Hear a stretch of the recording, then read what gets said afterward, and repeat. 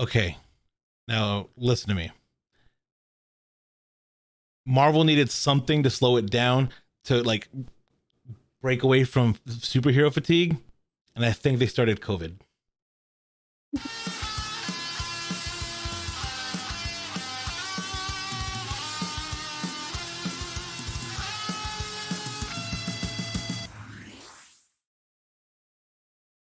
Hello and welcome to the OK Roundtable. I am Kitty Man, and with me, as always, is Mort, aka Loki, and down, down below with me is Fot. What's up? So, Yeah, everybody.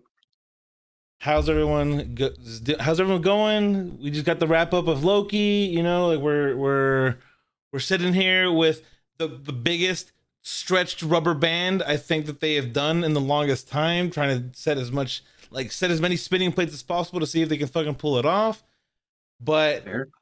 to start, I I really think that the most beneficial thing that probably could have happened to Marvel was a slowdown of the world, Mhm. because Endgame was such a fucking pinnacle, and like Spider-Man Far From Home was such a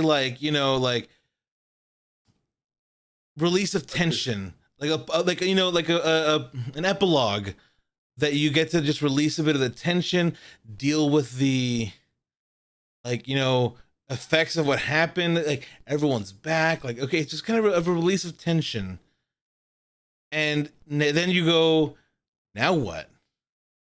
Like what now? You just had this big epic moment, and there's no way anyone thought it could be pulled off. No one thought that the first Avengers would get pulled off.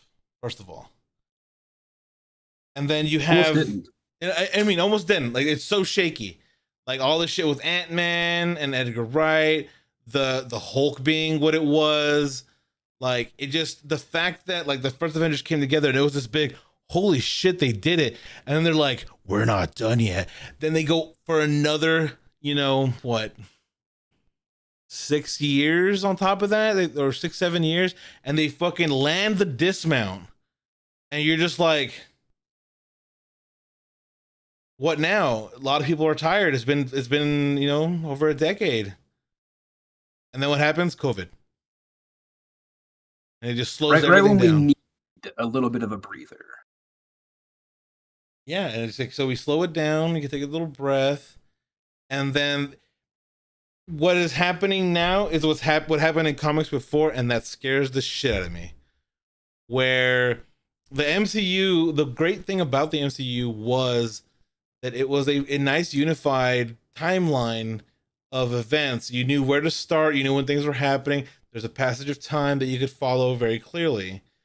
And now Right. that we've reached the end, like post Endgame, you are at a place where you now have to go read the mini story, the mini issue on the side to prime yourself for the next main thing. And like that kind of worries me.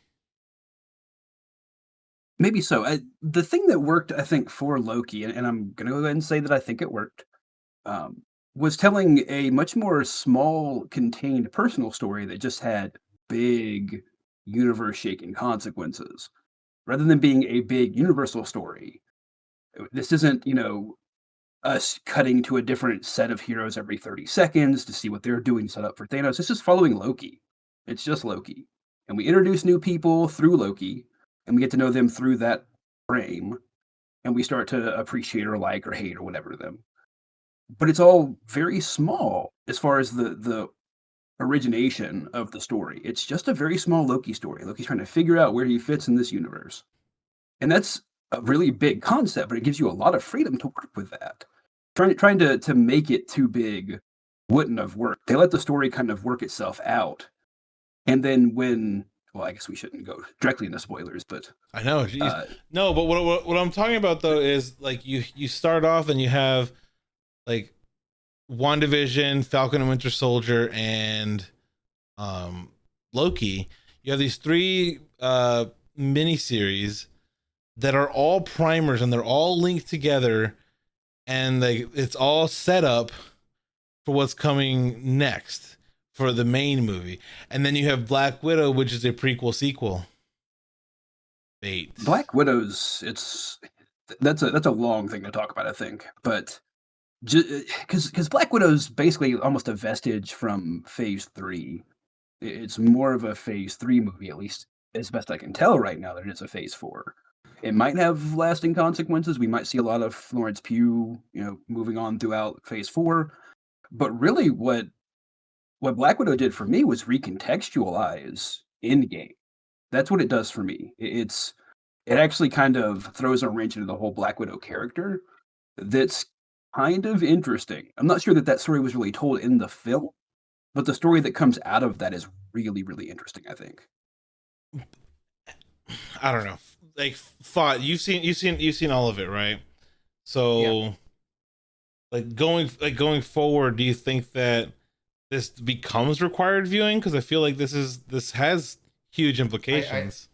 I think if you're gonna go back and watch like Phase 3 movies, I think Black Widow will be required because it gives her final moment in Endgame like so much more meaning. It feels a Yes. lot better. I wish this movie had came out somewhere like between or near uh after like Civil War. Then we probably would have gotten like maybe Black Widow, or maybe we could have gotten it like after like Black Panther, and then we could have had Black Widow, and then the MCU moves on as it's supposed to, and then her death kind of becomes more like it's a lot sadder because then that she's doing this because it's not just a mission. She's doing it because she genuinely cares that I'm getting I can't remember names right now.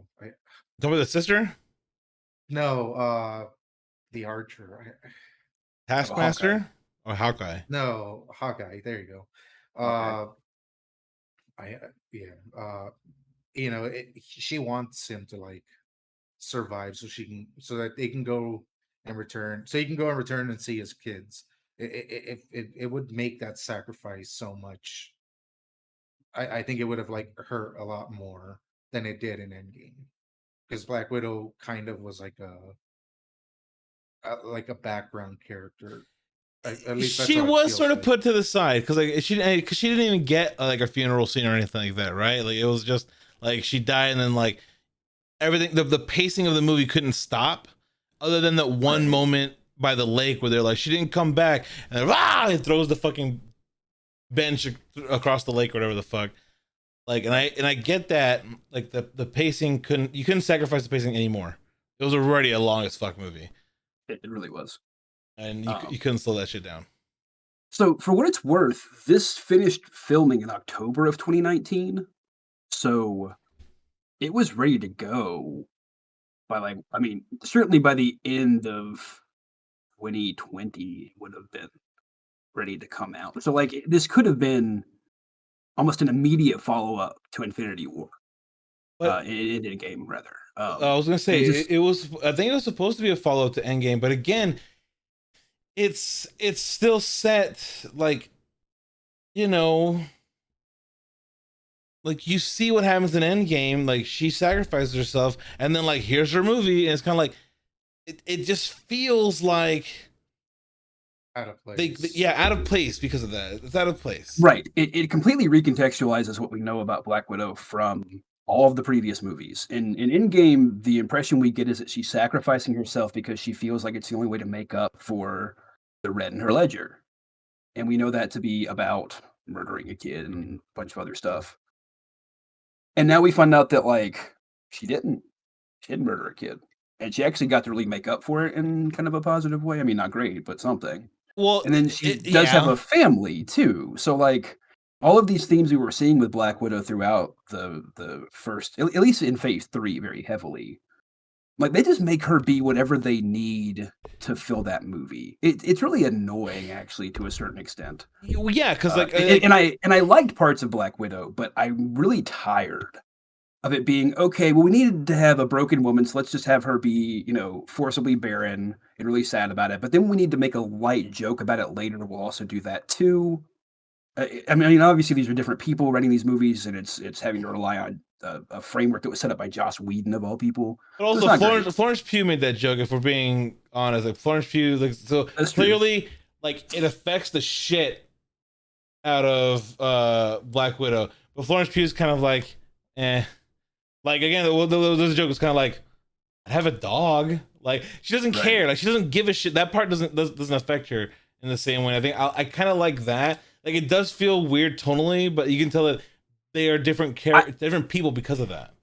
I like the characterization we got out of this generally. I like it better than what we've gotten from her before. It's just wildly inconsistent. Black Widow is a green screen that you throw on whatever you need for that movie against whatever foil you have. You need her to be a romantic interest for Hawkeye, great. You had to now be for Hulk, great.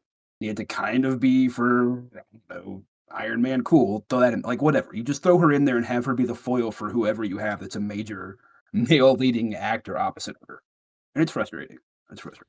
Well, again, the thing that gets me about this movie is that like you can tell that they couldn't go too far because Endgame was already like written and done. So like while Endgame was already in post production and stuff, like the script's already been done. So they were just kind of like, let's just do some cool set pieces and do some more setup. And it just feels weird to have a movie that's so set up when you know when the character dies. Well, isn't that kind of how the Marvel movies are made, though? Like, it seems like their set pieces are built with a movie around them. Like, you kind of have the idea of what the big action scene or big action scenes are going to be, and then you kind of get us from there to there to there using plot points. But like, I feel like those things are done before the movie's even like finished having a script developed. But I see, and here's where I will disagree because I think that there are plot points that are planned ahead, but like you can't do that the same way for Black Widow because you know that she dies. There's no development. Right. Like for Right. me, Sorry, go ahead. no, like for me, my whole theory on why after Iron Man 2, John Favreau says I don't want to direct anymore, but I'll stay in and I'll be here, and he basically has to be just an on-site secondary director or third Right. director, whatever the fuck. Right. Like who? How great would it be to show up on a film and you have John Favreau there to help you do He's just stuff? there. He's just there and he's playing fucking happy and it's like an NBD, right? Like awesome, fucking perfect. But like I think part of it is because like, there's a lot of control in the story through Kevin Feige, right? So Mhm. like Iron Man 1, 2, and 3, you have to have the character get to the point where when the culmination in Avengers happens, or 1, 2, and Avengers, like, you have to have the enough progression to where the when the turn happens in Avengers, it makes sense. And then of course dealing with the PTSD of that in 3 like makes sense. Like those points I think are there, and you kind of have to make sure that like has a good through line. But like with Black Widow, you kind of can't. Like it has to be pure setup for Florence Pugh and David Harbaugh. What's his name? David Harbaugh. Harbor, Harbor. Harbor. Whatever. like a boat harbor. He's a Harbor. He is Harbor. like amazing in this movie. Holy Right. crap! And I wanted to touch on that for sure. The three actors that are set alongside ScarJo in this do an amazing job. Rachel Weisz does a great job. David Harbour does a great job. Florence Pugh does a great job. And that's so important in this movie where we already know what happens to the main protagonist. We need to have somebody else in this that we're worried about. And like compared to most of the MCU movies where I not worried about people dying whatsoever, like the ones that do, you kind of see them coming. They have reasoning, they make sense. I was excited about who was going to survive this one. I could easily see Rachel Weisz and David Harbour at the very least getting, nixed by the end of it. And that's an interesting thing for a Marvel movie. That's nice. It does feel like the universe is starting to get more possible. It seems like there are more things that could happen, and it makes things more interesting to watch. Uh, yeah, I think the only counterpoint to that is how Loki ends. But besides that, I don't know. I might disagree with you about how Loki ends. well, because you okay, we'll get to that then. But that's the thing about Black Widow for me is that like Fought was saying, it would be more impactful if we saw this like before she Yes. died, because when without that context, part of what Natasha's doing in her sacrifice is like, you have a family, you have shit to go back to, like you have responsibilities that I cannot have and I do not have. Like you need to be there. Right. And now she's also like, yeah, but fuck my family too. They're adults, they'll deal with it. Like it's kind of like it. There wasn't enough resolution for the family in this, I don't think.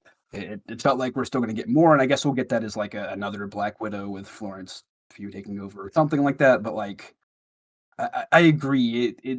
The timing makes it feel off. I think it would have been much better before Endgame. I think it would have been pretty decent immediately after too, as like a contextualizing thing. It could have worked. But years later, especially compared to the shows that we're getting, which to me are much more interesting, I don't know. I really liked the three actors acting quite a bit. I liked the characters that they played and how they went about doing that. That was all great, but the story I don't really even remember. Okay, so speaking of things, Saving the widows. That's what the plot was, I think. yeah, and then Uh, they did, and now there's a whole fucking team of them apparently. So it's like, because as we know, the only renewable resource in the world is girls. girls, little Uh, girls. which is absolutely true because you can just take medication and become. But But yeah, like how fucking weird is that? That was a weird thing to do. Like I get where you're going, but I don't like it. no, I don't like it. you want to know the weird thing to do? So Having a the Harvey scene, Weinstein analog in a Marvel movie. the scene. No, that makes perfect sense because like there's analogs all the time. The True. scene where the guy who gets his arm broken in the arm wrestling prison scene. Mhm. Do you know who that person is apparently supposed to be? No. Apparently that person's supposed to be Ursa Major, an X-Men character who can transform into a massive bear. And the actor says that they are the first mutant to appear in the MCU, and it's like, if it has no fucking meaning, doesn't show up on screen, who gives a fuck? Like that doesn't make any sense. But yeah, apparently, oh well, mutants in the MCU now because that one guy said it, and it's like, I don't know about that one. Yeah, I did not It might catch just be a that. name that they had, and they were just like, whatever, just throw it in there. We need a Russian name. Right. Like, right, we own this name, so use it. Now that we bought Fox, we can kind of start slipping them in. Like, Like, cool, I don't care. cool. That's not interesting to me. Well, Uh, the so ending. some of the sorry, I was just gonna say some of the Easter eggs we got in Loki, however, I really enjoyed. Really enjoyed. Well, that's what I was gonna touch on here in a second because I was gonna say the post credit scene of Black Widow is clearly something that was shot after. You think so? I think so because again, it relies on you having seen Falcon and Winter Soldier. 'Cause you don't know who Yeah. the fuck Dreyfus is. Like you don't understand that person and what they're trying to accomplish. Like, Yeah, I guess you're right. like this is the second time now, technically, that we've seen them trying to build like an alternative Avengers, Right. like The Thunderbolts. a corporatized. Is it the Thunderbolts? I mean, it could It be. does seem like it. It seems like it's that's kind of I don't know. It seems like Thunderbolts. Yeah, it's the closest thing we've got right now. I think a Thunderbolt's led by a U.S. agent, kind of as an analog or counter to the Cap and Avengers thing, could be interesting in film, but we'll see. Right, that's what I'm saying. They're setting this up where you have like U.S. agent gets kind of approached. You have Florence Pugh's version of Widow approached, and like they're getting paid, and it's like, oh, going after Hawkeye, and it's like, Yeah, okay, yeah, I, interesting. that's an interesting setup. Like I said, it's like you're pulling that rubber band. You're trying to add as much tension as possible, and so going through WandaVision, you set up White Vision. You set up uh powering up Scarlet Witch becoming even stronger. And so then you move on to Falcon and Winter Soldier. You've realigned the status quo of who Captain America is and who Bucky is. Like you've recontextualized them dealing with post Endgame consequences. And then you have Loki, who you can now congrats, you get to have him back. You get to have the emotional death, but congrats, you get to have him back again. And also, and with growth, he didn't just go back to square zero. Like, right, he didn't just go back to 2012, but like he got the, and that's what they made the first episode of Loki really funny, because like you could tell they were kind of like, "Whoa, fuck, we had years of actual growth with like all these movies." Yeah. Let's just show him what happens, and then let's just make him see it all, and then he'll have the emotional impact from viewing what he had the emotional impact about. I mean, like, it's the only way you can do it, and it makes sense. I wasn't really upset about that. Like, okay, I mean, it worked. I think it worked. I think too, it kind of says something about Loki as a character that fundamentally there is something in there that's good. Loki is fundamentally an insecure character who's expressing that through all the bullshit that he does, but it's very much his insecurity that we're constantly seeing. He actually does say that, like in the first episode, doesn't he? Where he's like, I don't want to hurt people. It's all just a show. Yeah. Yeah. And it was really nice to actually see that play out that way and it not just be some kind of ruse. Like I kept nervously expecting there to be some sort of about face. And I'm glad there wasn't. I'm glad we just got our Loki played straight. That's how it should have been, I think. I think that these three shows, though, have done a good job of like characterizing and like humanizing these characters a little bit more. Like, not necessarily making them relatable, but definitely making you be on their side more so than just because they are who they are. Right. And I think that's in direct, response to some of the criticism they got for the earlier movies. That we don't get to see these people grow and change. We just see them in set pieces a lot of the time. And a Loki who just always does the bad thing is too predictable to be interesting. You have to have a Loki who occasionally does the good thing for a reason that's still kind of bad. Because like that's what sucks. That's what sucks. It's like in Ragnarok, we finally get Loki to the point where he's so ready to be doing good, and then immediately dies within the next fucking 15 minutes of film. Right. And that hurt. That hurt. Felt like a waste of the character. And this really did feel like maybe they had something planned the whole time. Maybe it wasn't really just oh god, we killed off a character that people really liked. I do think they had this planned from the get go, but I mean they had to. It feels more like that. And here's why I think from the get go, and that's the reason why you need the Doctor Strange, because whenever they go back to try to take one of the stones, and the Hulk runs into Sorcerer Supreme, Tilda Swinton, like directly they talk about there's got to be the one timeline. Like it's if you start doing that, you start branching off and things turn into fucking chaos. And then like that entire concept comes back in Loki, where they were just like, fuck it. And now branches and chaos. And now we get to see the culmination of something that was set up. Like that's the crazy thing about like these movies. Like people can, criticize them for this or that. Like that's fine. But they're really good at like laying some groundwork, laying some seeds, and putting through lines. Because that's a direct through line from Endgame. Like Tilda Swinton sits there and talks to you about it. You have to bring them back, because if not, things fucking fall apart. And then we got to see that play out almost immediately. Oh, we didn't get one back. We kind of did, but not really. It's definitely interesting, because especially since Loki at the start was kind of like, why don't you go talk to the fucking Avengers, like about the crap that they're doing, and they're like, what they did was supposed to happen. Right. Like, okay. Interesting. Overall, though, I do think they've done a good job of presenting the next big bad threat. I was really unsure how you're going to do that. How do you try and top the Thanos arc?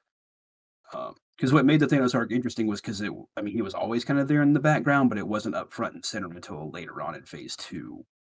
They really started to show up. So you could tell that there was something going on, but like you didn't know who or what. We didn't really get to see him actually step up and do something until the last couple of movies. Uh, and in this one, they presented a potential through line here that makes sense as to why suddenly the Eternals want to show up. Suddenly we might have Guardians of the Galaxy being more involved. Like I was having a hard time seeing, like, especially the Eternals, like, why now? Why would you guys decide to show up now? Not Thanos, but now. And the time, spoilers, the timeline being all fucked up, is a pretty good reason for the Eternals to show up. Well, I can buy that. theory then, these Eternals just weren't part of that timeline. Maybe so. Like Maybe that. so. I don't even know what timeline we're in anymore. I mean, with the way we leave off Loki, like. Well, I mean, like we don't know where he ends up, but again, this is still 616, I believe. But we don't even know if that's going to hold. We might just start following any number. I mean, we just don't know. We don't know yet. Because I know in an interview with Kevin Feige, they were talking about how like there's not going to be any like strong need to do like long as fuck multi-picture deals anymore, because you can basically say like, hey, we're gonna hire this guy, and this story is going to be from this universe or whatever. And again, that's kind of where I'm a little worried, unless they're leading to their Crisis on Infinite Earths shit. Like if they're going for that over it arc where they're just like where things get to reconsolidate, and then like this is the new status quo, and you can bring new actors in. Right. I mean, they're obviously much more in tune with how the whole industry works than I am. But it seems like if you're going to try and abandon the model that got you here to try and take on the DC model, which isn't working, that's not going to work. So you don't want to completely abandon the idea of interconnected movies. You want that interconnectivity because that's what makes people come back. People don't even know which DC movies they want to see half the time because they're not aware that comics exist in their own kind of self-contained universe. And they just want to go to see the next one of what they've already seen. They want to continue.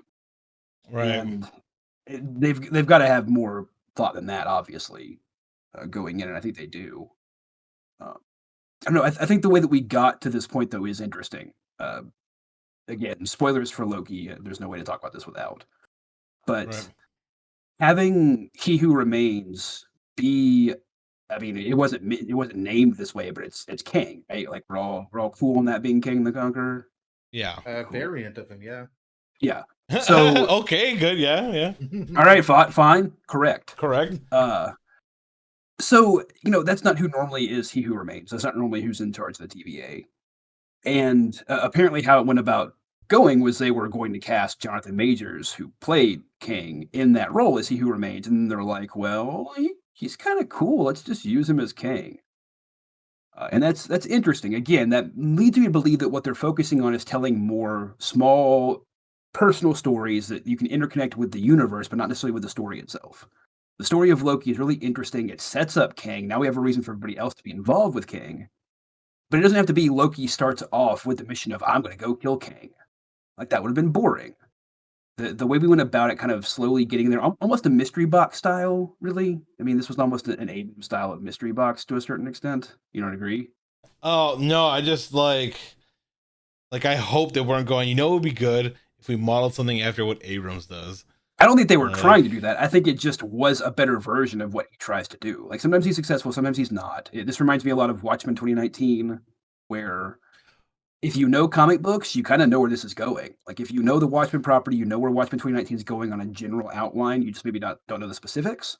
And it does a pretty good job of kind of about facing you on some stuff. Great. Well, I think this was kind of similar. You kind of expected it to be a Loki variant by the time we get there. I actually, I mean, I didn't expect that, but what I did expect, because like after the first episode I saw that Tom Hiddleston was an executive producer, and I like to think that he was like, what's good? The quieter moments. And like that's kind of where they were like, you can have the big set pieces, but it's the moment where like him and Sylvia are sitting there, sharing a blanket, that's like where you're like, that's a moment that you can actually take and relate to, connect to. Like you can you can relate to the jokes and the quips, but you don't sit there and be like, haha, yeah, me and him kind of have a thing in relation. No, it's like, oh, but like he likes this person and he's trying Right. to provide comfort. You're like, oh shit, like is he like emoting? Is that what this is? Like, Damn near. and then you have Owen Wilson just absolutely It's owning it's that really great to role. see him back in Owen Wilson form. I mean, we haven't really seen him play something like this in a long time, and it's missed. Like just him and Hiddleston sitting in a room going back and forth. I could watch an entire series of that. I don't need any other sets or anything. Like as long as the writing is decent, we have something to talk about. I could dig it. It's one of the things where you can see that there's like a much lower budget, but I think that it's one of those things where you use the budget where you need to use it, because you can sit there in a room, and if you have two actors like Owen Wilson and Tom just going at it in a dialogue, back and oh my god, you're just like, this is it. Like, I don't, they could be fucking anywhere. You could have filmed this shit in a field, and I would have been like, go on, Yeah, like. this didn't feel low budget to me either. It didn't feel like they'd gotten any kind of like lesser budget or anything. This felt just as big to me as any of the other shows we'd seen. Maybe not quite movie budget, but Well, like well, I think no, I think it it's didn't more feel COVID like it restriction wasn't. budget. COVID restriction budget. That's what I Right. mean. Like, you can tell that this was done in a much like safer and sterile environment than they probably would have otherwise. Because like you just don't have the same amount of people. You just don't have the same scale. Like, I think about it whenever you the when he enters the TVA and he breaks out and he goes into that one room where all the desks are at, and all you see everyone just spaced out like at least 6 feet apart. I'm just kind of like, yeah, because like if that was without COVID, that would have been those would have been just regular cubicles, and people would have been Yeah. cracked into like sardines. But no, now everyone's nice and spaced out and everything. Everyone has like plenty of room.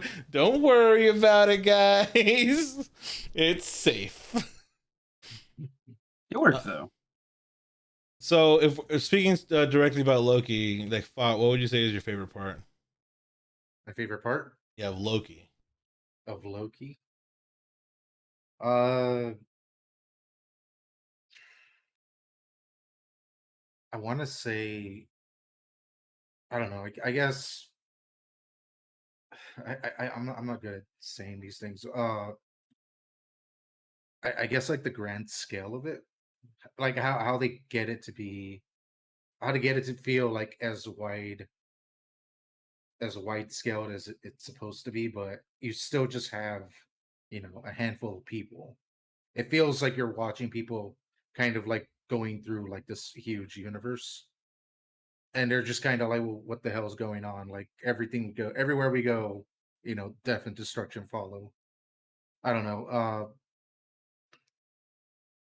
I can't. That's I funny. don't know how to. I don't know how to like say how to say these things. More, I guess, favorite part of Loki. I mean, maybe you can guess from my appearance, but I really like the character of Sylvie. Uh, I like the characterization of the big three. Really, the acting all around I thought was superb, though. Casting, I guess you could say. Um, I thought her story is really interesting. I thought it rubs up against the kind of concept we saw in Watchmen. No compromise even in the face of Armageddon. That's kind of Sylvie's whole thing. Is let's go ahead and kill this guy. Might result in something worse, but my goal was to kill this guy. And like I don't have anything else to do, so we're gonna do it. I can really understand, I guess from a personal perspective, I can understand being traumatized as a child and having that become what drives your entire being. And I guess it's interesting to me because you can't survive that way. That's a thing you can do for a long time, but you can't live that way forever. And we have to see Sylvie grow past that at some point. Like no matter what the story goes on from here to be, we have to see her grow from here. And so I thought it was really interesting to see. I mean, we got to see two different Lokis growing at two different rates, effectively.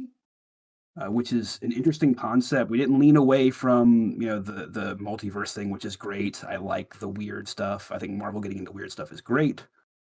I think the attention to detail on things without it being bash over the head kind of thing also was great. I think having the Thanos copter and Throg just in there as visual gags is perfect. I love stuff like that. That's what I, as a comic book person, want to see. I've grown up with comics. I know these things. I know there's a Thanos copter. I know there's a Throg. I want to see these things. I don't necessarily need them to be huge set pieces, but just a quick visual where I can catch it. That's awesome. That's what I love about things like that. Uh, so yeah, I mean, Sylvie specifically, but all of the acting was, I thought, fantastic. They pulled a few people from Lovecraft Country, which didn't get renewed for a second season, despite the acting being really. I mean, the acting is what saved that show. It's a little bit of a mess I otherwise. didn't really save it, but It didn't save that show. But if there was any saving grace, it would have been the acting. The concept's really cool. It's just I don't know. It's a lot. It's a lot. We'll talk about Lovecraft Country some other day. But getting Jonathan Majors, getting I don't know how to pronounce the name. Munmi Musaka, Mosaku. I don't know. I'm not good at names.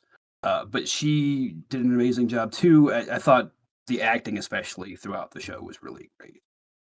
Um, I felt things. Fuck, like especially when people started getting pruned right there before we find out what that exactly means. Like when our Loki, when I don't know Prime Loki, whatever we're calling him now, gets pruned as he's about to say something to Sylvie. Like I was upset. uh, when Mobius gets pruned, I was upset. These were things that bothered me. I had emotional responses to these things, and I don't always feel that way about Marvel movies. Sometimes there are emotional pieces. The last half or so of Guardians of the Galaxy comes to mind where there's a lot of emotion you were expecting. But I don't know. The acting. I like the acting. I mean, the acting stuff. I think so far every one of these shows have had great um like moments, and I think part of it is if you when you have like 6 20 minutes like chunks, like you can kind of spread that out. Sort of like the reason why I think things like Daredevil season 1 and 2 worked out is because like if you tried to do that in a movie, you couldn't do that. But giving them 13 hours, like it's the slow boil. like you give it time. You give it time to build up. And I think that's why you look at these miniseries, not necessarily Black Widow, because Black Widow, really I unless you want to know who the fuck Florence Pugh's character is, all you need is the end credit scene of Black Widow. And congrats, like there you go. There's the setup on why she's gonna be where she's at. Like Right. she's mad that Black Widow's dead. And Use Hawkeye is responsible. yeah, and here comes Dreyfus saying that Hawkeye's responsible. Like, okay, I'm in, I'm following. Got it. Like I got it. But the rest of the movie, I'm just like, were you trying to say something and then couldn't? Like I don't understand. Like, but whatever, it's fine. But these shows with WandaVision, Falcon and Winter Soldier, and then Loki. Like, has there been another series announced? Like, or what? Is there anything that? Because we've known about Doctor Strange and the Multiverse of Madness. Like my theory before was, oh fuck, Wanda's gonna fucking lose her mind and create the multiverse. That was my theory. And that's gone, and that's good. I'm glad. Like I'm glad that this was the way they went. Right. Like, and they directly kind of non-wink to it too, with the casting of the other Quicksilver as the Roy Bono character or whatever. Like that's a wink and a nod to that. That's saying, yeah, we know you thought that's what it was going to be, and we're doing this other thing instead. I appreciate that as long as there is another thing. I always worry about the follow up, but I like the way that's played out now. yeah, they've clearly thought about it. Yeah. And the next series is What If, right? but what if is a almost It's non-canon, but non-entity. that's the next thing. Miss Marvel would be the next thing, right? Next I don't know. series. What'd you look up? What'd you find? Oh, there's also TV shows, right? Well, yeah, anything. Yeah, Like, what's the next of the Miss MCU? What's Marvel. next in the W- MCU? Wouldn't Miss it be Marvel is Shang-Chi? 2021. Oh, that's right. Is that going to be Shang-Chi and the Ten before? Rings. Legend So of the Ten what Rings. what is that going to give us? Well, it's gonna give us the Well, actual Ten Rings. If you remember, So that's September. Is Shang-Chi. the one And thing from the trailer that really like that has me kind of like a little, I don't know, I guess uh excited for is we see a little bit of Abomination. do we? So I don't know. Yeah, at the end of the second trailer for Shang-Chi, we see Ooh. Wong fighting Abomination. I don't know, like maybe they're linking back Abomination, which I think is interesting. But I thought that we were trying to ignore what the first Hulk movie. But we obviously don't. Like, I feel like we mentioned Blonsky at one point in the MCU. We definitely have Thunderbolt Ross. Like, they don't ignore it. They They mentioned it. just They mentioned it in Avengers, was like, oh yeah, the way you blew up, part of New right, York or whatever the fuck. Like, they reference it, but it's not like direct. right. Like they're kind of like it's just passing glances at the movie. I Do, mean, do they own the Hulk movie rights again now? Is no, that I No, back think with it's Disney? still It's just a no, still partnership. Universal. it's Yeah. yeah. They're allowed to have the character in movies. They can't have a movie directly starring and being about Hulk. It's the weirdest fucking rule I think I've ever heard. What the fuck ever. But now we get to finally get to see the actual Ten Rings since after the Iron Man 3 and Iron Man 1 like tease. Because remember, the Ten Rings were the terrorist group from Iron Man 1, and then in Iron Man 3, the Mandarin's supposed to The be Mandarin. the Ten Rings, but it's like, Troy Slattery. he's What just was his name? he's just like, oi, I play footy. I I'm an just actor, I'm an governor. oi, chip cheerio. I'm not the real one. But then they're like, oh, but he's real though. Like just throwing it out there. This guy is pretending, but there's a real one. It's like, oh, so Shang-Chi might bring that. Good, good. Did you Yeah, imagine a real Shang-Chi. Mandarin? Well, I mean, I would good. think that's what Shang-Chi's father is. You think Shang-Chi's father is the Mandarin? I would think so, yeah, because he's got the Ten Rings logo. Hmm. Hmm. That would be interesting because like that is the question. Like, what now? Like, what do you think is going to happen now that we have like all this set up with the multiverse? Does this bring mutants into the fold? And they does the actress who was the lead in Agents of Shield get even more mad because they're just like, go fuck yourself. We're not taking any of that shit. She was mad about it. Well, because she's been Like, doing it for a long time. well, it's not just that. It was the fact that they were so closely linked for so long in terms of trying to follow the timeline up until I think um season 3 or Season 4. who was mad about it? The main actress, Oh, the girl who plays Daisy. yeah, she was Yeah. really mad about it because like it was a spat between the head of TV and the head of movies. Yeah.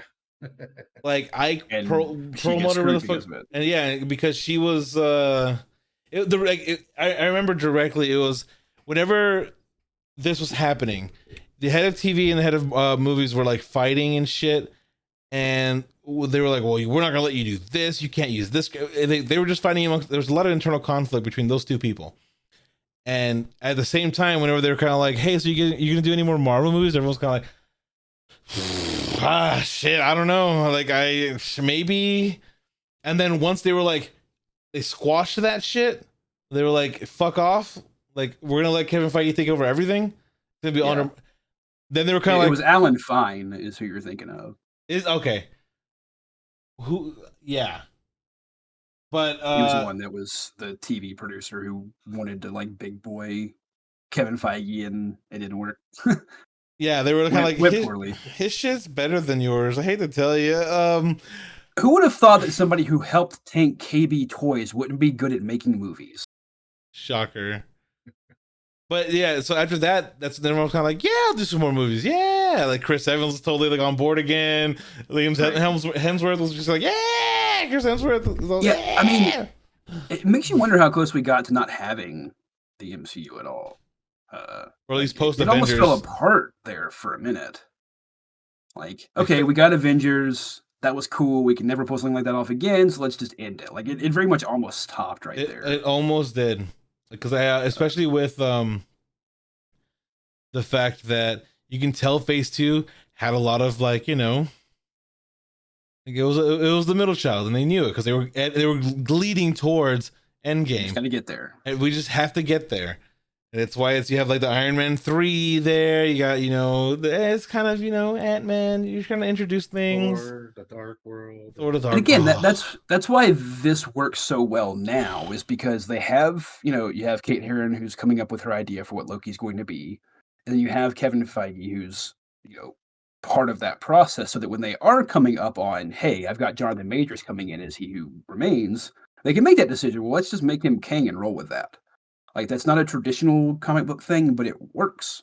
The thing that really works, especially with how good of an actor Jonathan Majors is.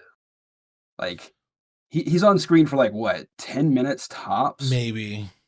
And it's a brilliant performance. He is unhinged in a way that it's hard to even shows describe. so much emotional depth. It's a huge range very quickly.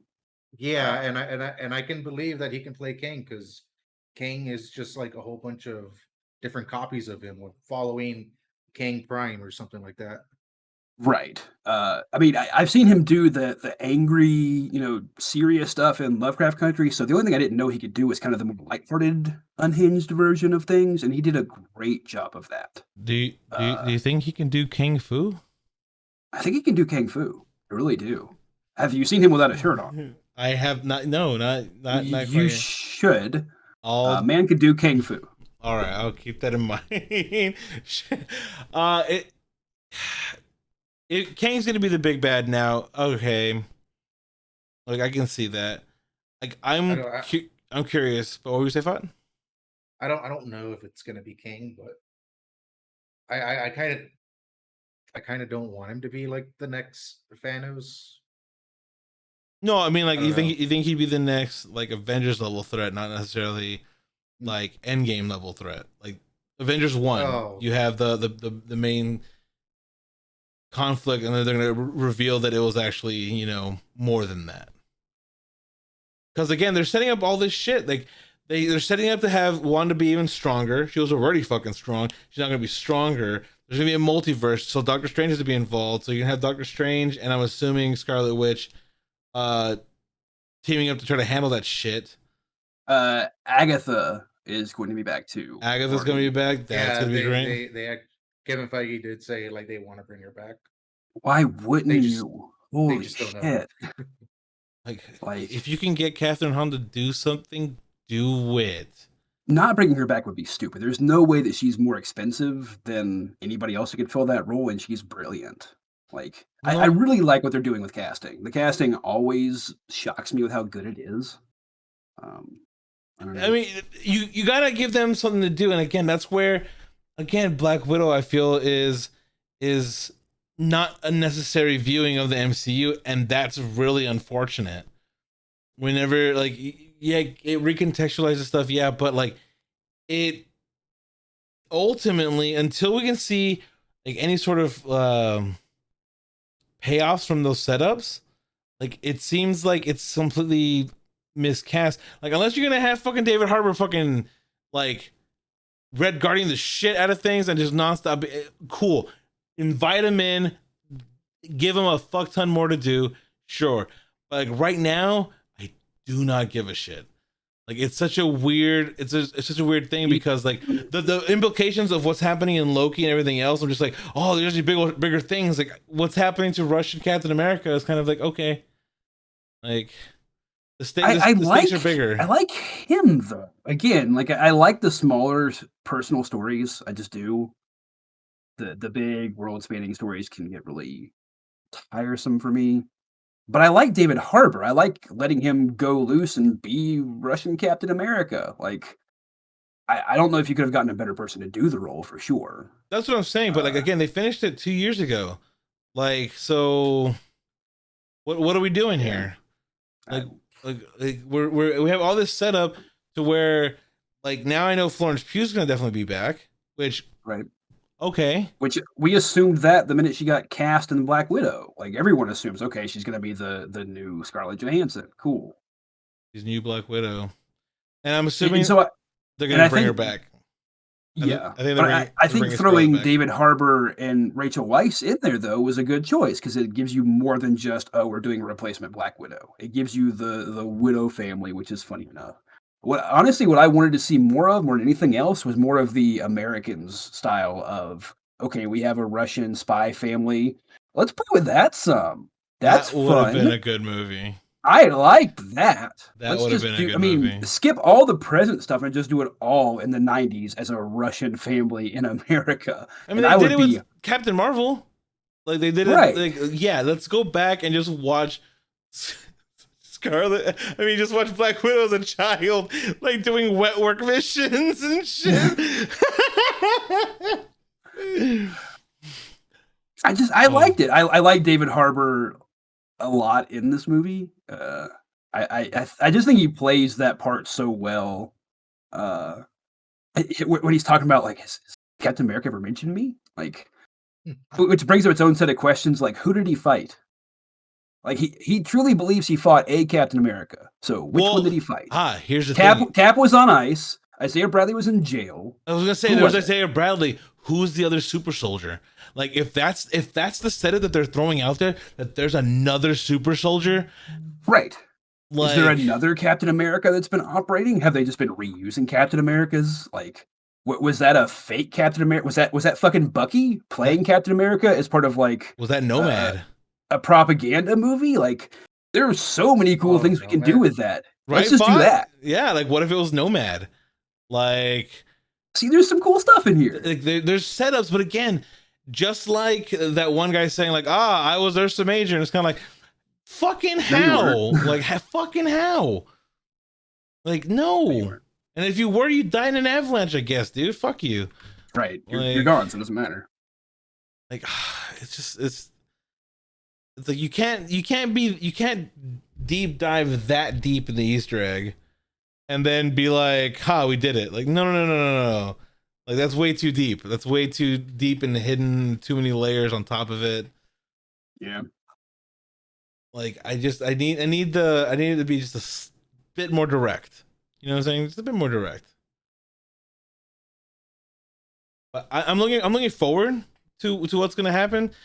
I'm just worried that like the way that it impacts isn't gonna hit as hard because like there was already the worry of like MCU fatigue, superhero fatigue, especially with the way that DC fucked up a lot. But for some reason, those people are so loyal even to bad movies. It's so weird. If Like they're interesting, like they're not good, but you kind of still want to watch the DC movies just to see what a fucking shit show they are.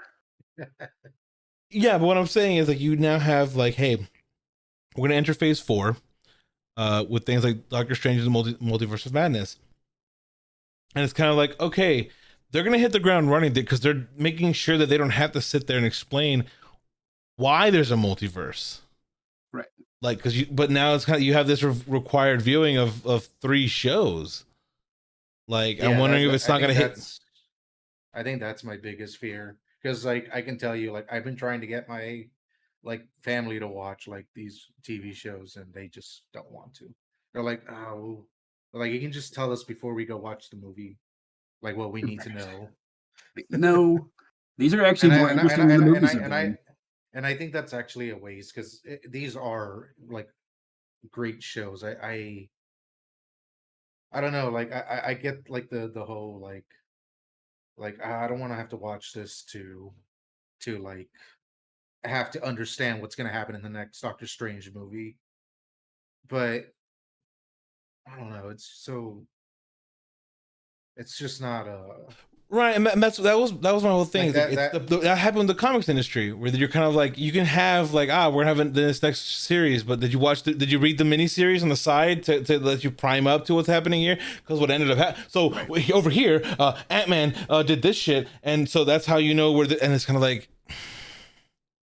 Right, and that kind of hurt the comic industry for a long time, doing stuff like Secret War and shit like that, where you'd go, "Oh yeah, here's this huge universe-shattering thing," and also if you go read X-Men this week, it's gonna cover it, but you go read the X-Men, it's like, "Oh yeah, there's a civil war on." Anyway, and then they get back to what they're doing. Like, "Okay, you cheated me. You got an extra 3 or $4 out of me, but now I don't want to buy the next issue because I don't think it's gonna be worth the time or the effort. You've removed the value from this whole thing for me." Uh, and, like, I could see that happening. Again, I think that's a shame because I think that these shows are doing a much better job of telling some of these stories than the movies do. I think you can have a really cool, Captain America movie, but I think doing some of this stuff to do a better background setup, it just works better. These are the things I want to see anyway. I don't want to see as many movies. I'd like to see more of these shows coming out. it's kind of where I see like with John Favreau putting and Dave Filoni doing with uh Mandalorian and stuff, where you have these smaller scale, like more intimate stories, and you're just kind of like you turn around and see the big budget movies, you're just kind of like Eh, all that money, huh? Like yeah. that. Again, because they're telling small personal stories, in a big expansive universe. So The Mandalorian is a small story. It's a guy who has a moral code, has a thing he's got to do. Okay, easy. It's not big. It's not huge spectacle. It's just take care of a kid, get him to point B, whatever. But because it's such a personal story, it ends up being really engaging. And you just have a few things from the Clone Wars in there to kind of tie it back together, and we're fine. If you look at how Filoni approaches things, he'll just like pull something that he did in an episode and be like, "That was kind of cool. Let's make a whole show about it." Like, hey, we've got this one clone that's not so hot, like Clone 99, complete fuck up, and he's in an episode of Clone Wars, and that's cool. Hey, what if we took that idea and extrapolated and went further? What if we had a bunch of clones that were all fucked up, and made them their own squad? Okay, cool. What if we took that Bad Batch squad and just gave them their own show, like do the whole thing themselves? Okay, cool. You can see how the thing kind of progresses. Like you can almost watch the idea form in the art that Filoni puts out.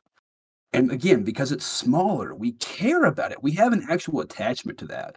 If you're watching Bad Batch now and you've been watching, since Clone Wars, you remember 99. You remember Echo prior to getting his hand blown off. Like you remember this stuff. This is not something random.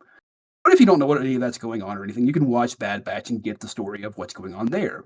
It's a continuation. It's not rehashing, it's not recontextualizing, it's just moving on. And I think that's what kind of works. And that's why Black Widow didn't work. It's not moving on. It's recontextualizing. And we already have context. We made up. I'm done with Endgame. Like I I'm didn't really need moving on from it. I didn't need different context because like to me that sacrifice is now slightly more devalued A little bit. because like the sacrifice was like you have a family, you have shit that I don't and cannot have other than like found family. Like you need to go be there for them, and then like so she does that, and then like he gets his family back, and so you basically have the second Hawkeye with a daughter, and I'm just like that's where this could be going, and I get it, and I'm fully fine with it. I wish they'd acknowledge, Nat a little bit more, like maybe at Tony Stark's funeral, maybe, but still, Yeah. I don't know. like it's okay, like that's fine. But I didn't need to go back and be like, oh, by the way, like she also, here's more of her backstory. And again, we don't know exactly what happened in Budapest, but you now hear once again a reference to a single line between what happened to her and Hawkeye. Right. Like, oh, we You know hit what would have out been more interesting as a movie? that. Maybe seeing Budapest. Yeah, maybe seeing what happened at that time that would have been more interesting. Like if we need deep background on somebody, that seems more important than. I think what they were trying to do with this though was to move on. They were trying to say, look, we're wrapping up Black Widow's story. That's the only thing that was really kind of hanging out there from phase 3, phase 4. So now, like, we're good, right? You guys are good? See, Black Widow's fine. She has a family and she's happy and she's walking away fine. She gets the happy ending, even though Widow's just going to get eaten off a cliff here shortly. That's what I'm saying. It's kind of like I feel like it was a complete misstep, as if they were kind of like counting the money from Endgame, going like, "Holy shit!" I think if they had decided to make this movie 2 Go for years ago, it wouldn't have happened. Like, if they're sitting around, they're like, okay, COVID's happened. We haven't done anything in a year or so. We need to make a movie. Let's do Black Widow. That wouldn't have happened. It's just not a real thing. The only way this movie gets made is if it's finished before 2020, and then they just sit on it forever. And that's what happened. It was finished by the end of 2019. They had it ready. They just were going to, I mean, I think it was going to come out like at the time we started to shut down for COVID last year. And they just kept delaying it. It moved to July, moved to November, moved to this year. Well, I don't think the movie would have been made if it wasn't. Like, they would have released that movie if it wasn't already made. But If that's that was my like point. a- Like, if it was already done, like, they were trying to do the whole holdout for theaters thing. But it's like, for this movie, I think No, this you would have should've been just put it great out for there. D plus. Like, this would have been a Right. great D plus starter. Kind of like, oh, also the new MCU movie. You get to recontextualize, Black Widow and what happens there. Like, learn a little bit more about one of your favorite characters, even though they're dead. You could have even used the post credit scene on this to introduce the Louise Dreyfus character and flop them around. Done. This is the intro. Done. The U.S. agent interaction is the second follow up. It would have worked just as well. Right, and you would have had more context, and you'd have been like, "Oh shit! Like, this person is going to be one of the through line people, like in these series and shows." Right. Like, and that's that's where you kind of because Spider-Man was a follow-up movie too, Far From Home, and it leaves us with things being different. It is a huge change. It is a very clear vector on where we're going. Spider-Man has been outed. That's a big deal. We have stuff to work with on that. We don't have a clear picture of where we're going next with these characters after watching Black Widow. We don't know.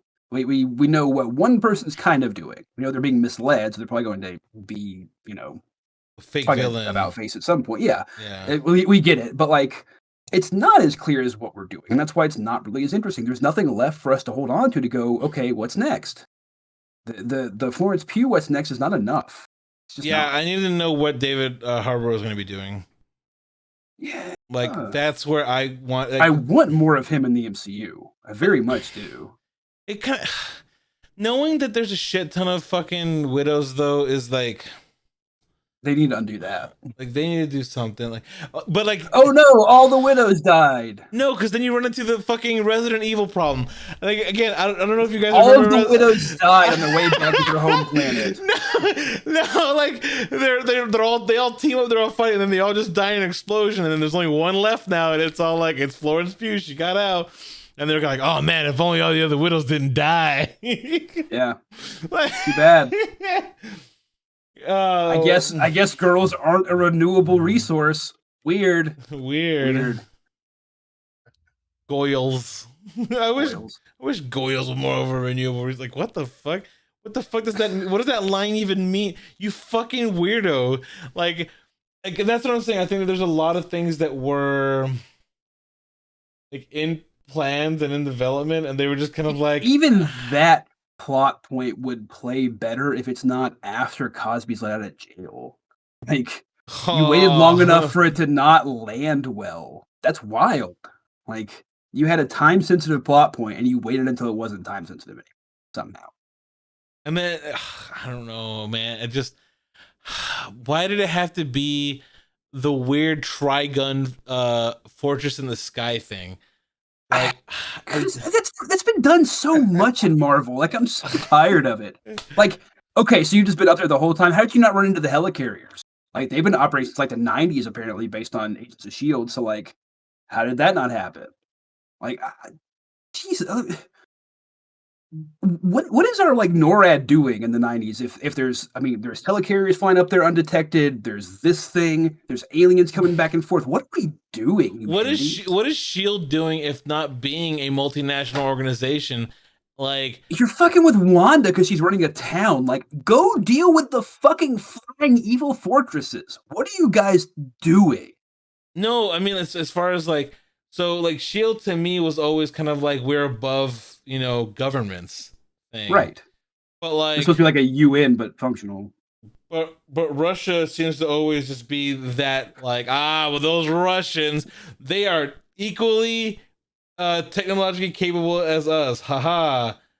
Commentary, I guess. Well, because what normally happens is the big bads for a comic book or a henchman kind of thing kind of scale with what's appropriate for the culture. And we can't do that because you can't visualize a terrorist without like I can. putting Frank a Miller turban helped on me. them. Frank Miller helped me. They just put turbans on people and go, "Yep, terrorist." They don't think there's any other visual language for terrorist, and we can't do that because that's a racial issue. So your bad guys have to go back to the thing we can still be mad at, which is Russians. We all hate Russia. Everybody can get behind that. I don't know. I mean, there's that one. Um, I am tired of Russians. Not everything has to be a Russian. what is the one comic that I'm thinking of? And I know you know exactly what I'm talking about. And is it Frank Miller? That I'm thinking of, who like wrote a weird, um, like it was a Batman story that got rejected about him like going to the Middle East and beating up fucking terrorists. Maybe. I'm not sure I've heard that one. And then, uh, who's the other Miller comic book writer then? The other. You know what I'm talking about though, right? Like, so there's a guy. It's one of the Millers who wrote a comic book that was like supposed to be a Oh. Batman Okay. story. Holy terror. Holy Terror. Yeah. And It was supposed to be a Batman thing. They wouldn't let him do Batman with it. So it is a Frank Miller thing, yes. But it is Frank Miller, definitely. So Holy Terror is what I think of when I think of how do you use the current zeitgeist of bad guys, aka people in the Middle East, and then like make them the bad guy. There you go. You just do this really fucked up story. Right, but you can't actually do that, which was my point. It doesn't work. So, I mean, who is the bad guy for American culture right now? You're gonna get a couple of different answers depending on who you ask. But I mean, if you ask some people, they will say it's terrorists in the Middle East, and other people will say it's the U.S. government. So, like, we have some issues with having a unified cultural bad guy. We don't have one of those. We don't have a Cold War Russia. We don't have a Nazi Germany. We are the baddies. We have rapidly learned that we as Americans maybe are not the best people on the planet, at least based off what our country does to other people on the planet. But that's been a through line in comics since the 60s, like because of Vietnam. It's been there, but they've always had other examples of things that you could do visually to showcase that this person is a bad person. But now you can't even do that. Like even trying to show like street gangs doesn't work because you have to make sure that it's a multicultural street gang, which isn't how street gangs really happen much. But you have to do that because you can't have an all black group or else you lose the black demographic and yada yada yada. So we don't sorry, have. I want to remake the Warriors. Okay, like I but you can't. I need that. You can't. It just would not work. Can you dig it? Warriors, come out and play. But it's just how do those Russians and this super secret like operate this fucking floating fortress? Like, how did they lose the Cold War if Russians have this super soldier and this intricate spy network? Like, what the fuck happened in 616? Like, yeah, you had the Winter Soldier program. You clearly had super soldiers. We knew about aliens in the 90s. We knew about aliens in the 90s. Like since then. Well, what did the U.S. have? They had Shield, Ant-Man. They had Howard Stark building all sorts of crazy shit. They had Agents of S.H.I.E.L.D. running around constantly. You're not wrong. The U.S. had plenty of shit going on, but like, not enough to overthrow an entire other superpower with the same kind of shit. Like, do we not remember that when they were testing the super serum or super soldier serum, a Russian spy, or I guess it was German. Was it German? It was Spy? Germany. Yeah. German spy. Yeah. So American anti-spying tactics are not good. Like we have established that. Uh, there's a German Nazi living inside of a computer in a U.S. Navy base in upstate New York. Like we have some really weird shit going on with how things are being done in like. Well, remember, I mean, that was the whole thing. Like the Nazis infiltrated. Hydra infiltrated. You know, all of most of Shield. Like, damn, dude. Like, that's the symbolism's strong there. I get it. You know, like fascism rises from within quite a bit. Like, understood. Like that's why I liked Winter Soldier. The whole questioning of like how deep is blind patriotism, like, you know, really, like how deep can you go with it? So a question for you guys, because I haven't had a chance to talk to y'all about this in regards to Falcon and Winter Soldier. When that ending happened, the post credit scene, and you see, you know, U.S. agent getting ready to go do the thing, you took away from that U.S. agent's a bad guy, right? This is like a manipulative thing that's being done, not like a positive thing. Like you understood that from the context, correct? That's not how I saw it. Really? No. I kind of feel like maybe I'm the one that sees. Because he did show like some good, like, or at least that's what I'm saying. I don't see it as I don't see it as him being. Yeah, I don't. Okay, this is immediately after he has just shielded an innocent. I'm not innocent person, but somebody who's given themselves up. Somebody who's given themselves up unarmed. He has shielded him into the concrete until his head exploded. Correct.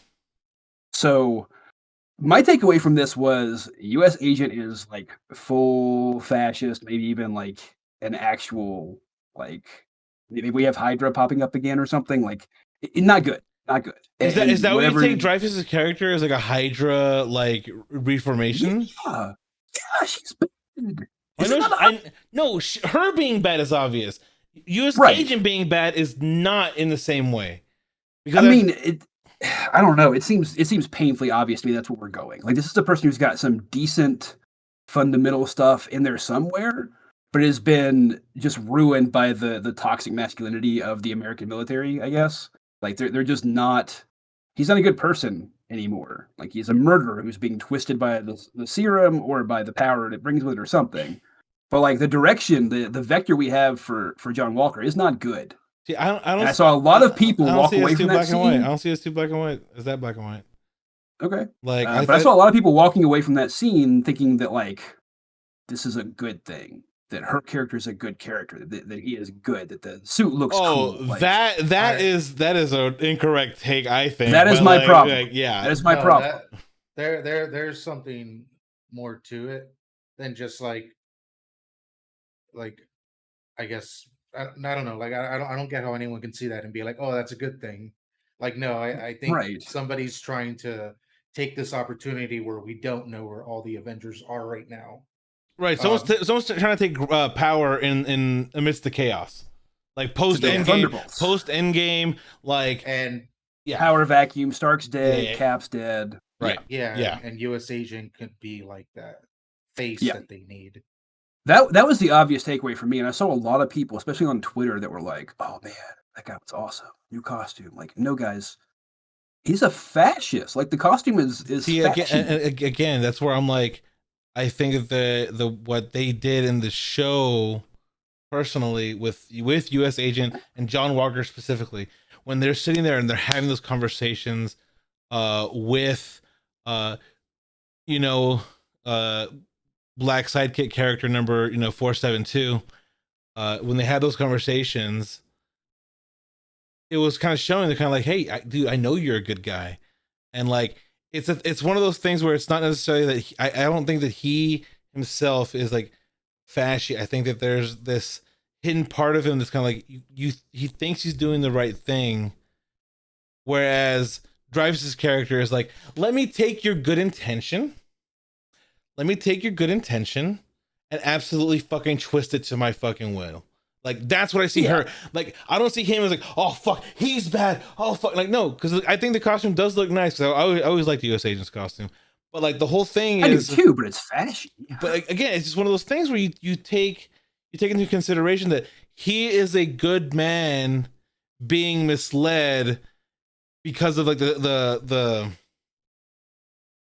systems around him, I So, guess. so you think where we leave off that John Walker as a character is still a Because good I character? think that his intentions are there.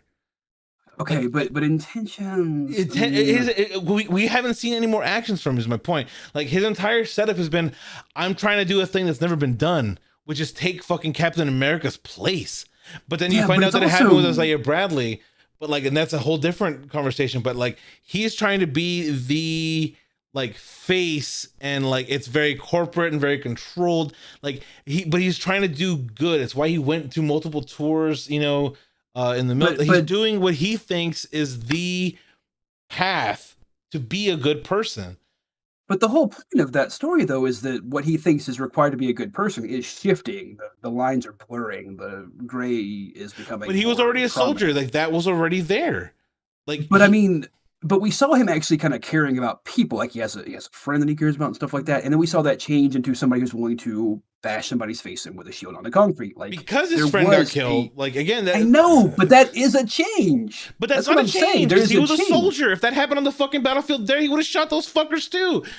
Like that's my point, is that he's still a It soldier. But if he had done that as a soldier, he would have been arrested. Like killing somebody who has given themselves up is a war crime. It is against the rules of engagement. That would not work. Like that's supposed to be the I very I opposite of what Captain America is supposed to be. I think in that particular situation, well, because the whole problem with what happened in Falcon and Winter Soldier, right, is because they are already operating like extrajudicially. Like that's the big problem, is that they're all doing whatever the fuck they want without any like sort of like oversight. Like why the fuck Right. are all of them there? First of all, like they're all who the fuck is Bucky and Falcon? Like why are you guys operating completely outside the law? And then nothing. I'm like, what the fuck? So like Like I guess we should have talked about Captain Winter Soldier more because we have opinions and maybe some conflicting opinions on this. But I didn't like Captain and the Winter Soldier as much as I like these others. I thought the bad guys were very not well done. International war crimes isn't very cash money of It's him. not Cash Money. But like watching Captain and the Winter Soldier though, like I don't know if I was supposed to, but I was conflicted throughout most of it because everybody sucks. This is an everybody sucks here kind of post. I Like, think that is the point. is Like that the point? Like I wasn't sure. I to really me, wasn't to sure. me that's the whole point. Is that Captain Falcon and Winter Soldier is their shades of gray to this shit. Like, Right. and that's what's made Steve Rogers stand out, because he was not a shades of gray kind of person. And that was very clear in Winter Soldier, where like you have Nick Fury basically like, hey, like there's, some things you gotta do. And Cap's like, nah, I don't think so. I do not agree with that at all. But like, so that's where you have like to take up that mantle, like it means a lot because of the fact that like Steve Rogers was such a shining example, and like Falcon has baggage of being, a black man. Bucky has baggage of being someone who was manipulated and taken care, and he has like this history he's ashamed of.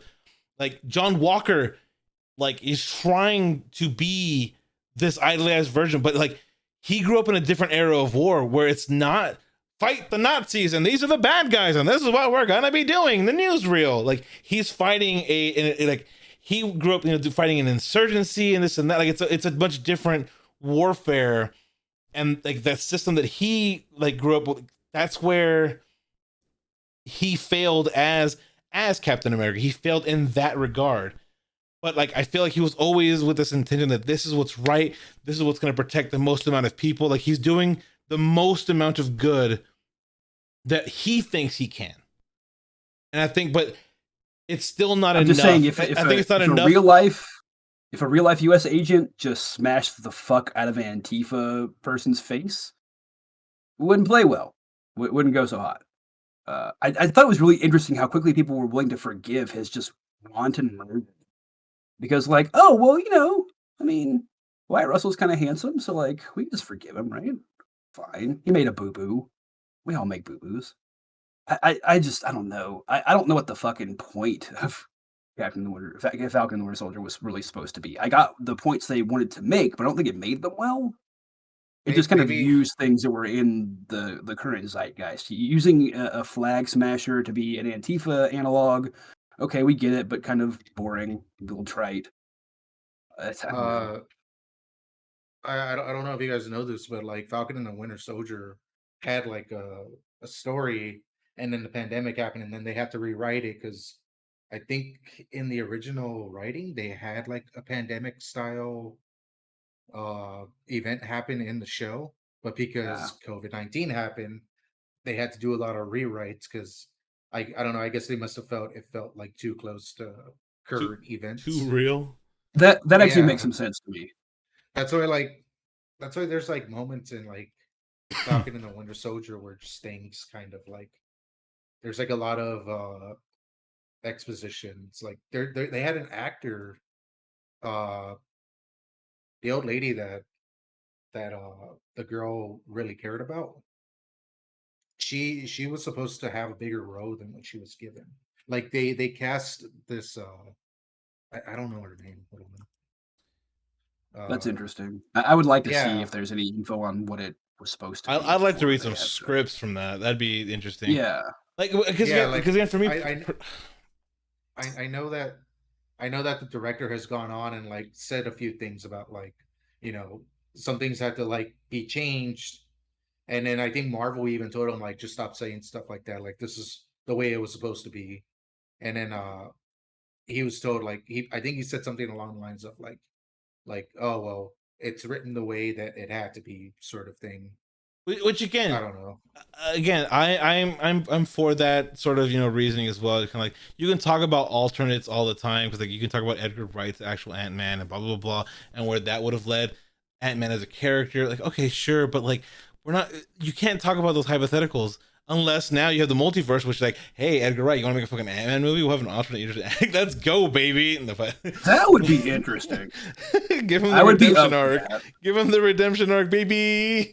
Like that's the next logical conclusion for the What If series is, let's just do What If movies. Like, what if we let it actually do Ant Man? Okay, let's just let him do it this time. Fine, whatever. Well, like so, Yeah. like, as far as like Falcon and Winter Soldier, I think that there's this injection of um the shades of gray Captain America, and it's why even though it was clunky, personally, like the way that Falcon as new Cap basically said like, listen, there is a lot of baggage to this fucking shield and being this symbol, but you have to keep into account that like I will continue to try to be an example because like putting the work in, you got to put the work in and make it better. You can't just be like it needs to be better and then expect it to be better.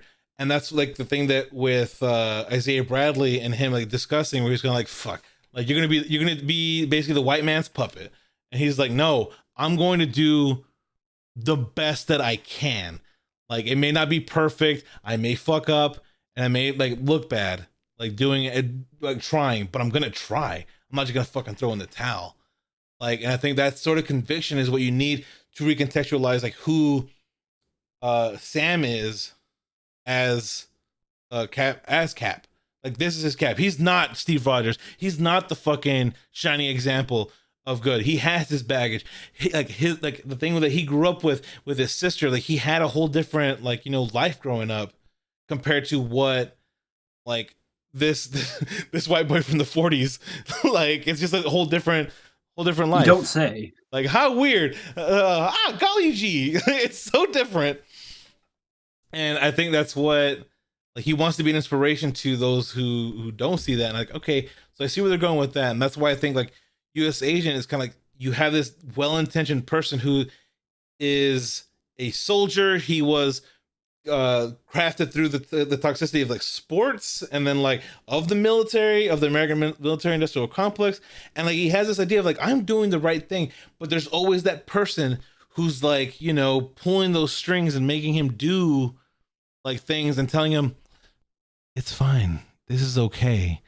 Like you're doing the best. And it's just like, you did it for Uncle Sam. Like, yeah, you're doing it You for your smashed country. that face for freedom. Like, yeah, and it's kind of like, so you have someone like Dreyfus who pushes that well-intentioned, like to the nth degree. Like, how far can you push that good-intentioned person who wants to protect, his friend, his family, his country? Like, he has this idea of countries that like Steve Rogers was like breaking away from. Like after Winter Soldier, that was the whole thing. It was kind of like, no, we tear it all down. We're not making Shield again. Shut the fuck up, Nick. Nick Fury, you shut the fuck up. We are not doing Shield again. You shut your mouth. It's just Shield like, 2.0 is not gonna work. It's not gonna do it. We're gonna call it Sword. Oh, get it? I do like what they did for WandaVision. That was really nice. I guess it just bothers me to a certain extent that so many people could watch U.S. Agent's whole story arc and come out of that with like, you can see how there's a gray area there. For me, there is no gray area there. None. There's no gray area for the John Walker character or for U.S. Agent. Bad. It's bad. The whole thing is bad. It's something that I have a personal thing with, but like being manipulated and being used to further somebody else's agenda against your will is kind of a thing that I'm not cool with. It bothers me. And definitely, I don't believe that there is an ends justify the means that involves smashing a face with a shield. Like, that doesn't work for me. So, I don't know. Maybe that's just a statement of where I am and where this country is, that, like, that's considered a gray area for some, and it's not for me. But, like, I it's kind of one of those things where, like, I want the Flag Smashers to win. Like, where do you have the idea of like any killing being justified, right? Like, if you're going that hard line, right? Like, and the central conflict though is what to do with all these people that came back. So now we have too many people and not enough space. What do we do? That is the central conflict. What the Flag Smashers want is to get rid of country boundaries, so we don't have refugees sitting in Afghanistan rather than just moving back to their home country. Like, all that makes good sense, and it's one of those things that's trying to like mimic things that are actually going on with the refugee crisis over in Europe and all that. But like, it's dumb. Like, what are we're fighting over whether these people get to live in their home or not? Like, again, I don't see the other side of a lot of the both sides presented in the show. Maybe I'm just too radicalized, but I don't know.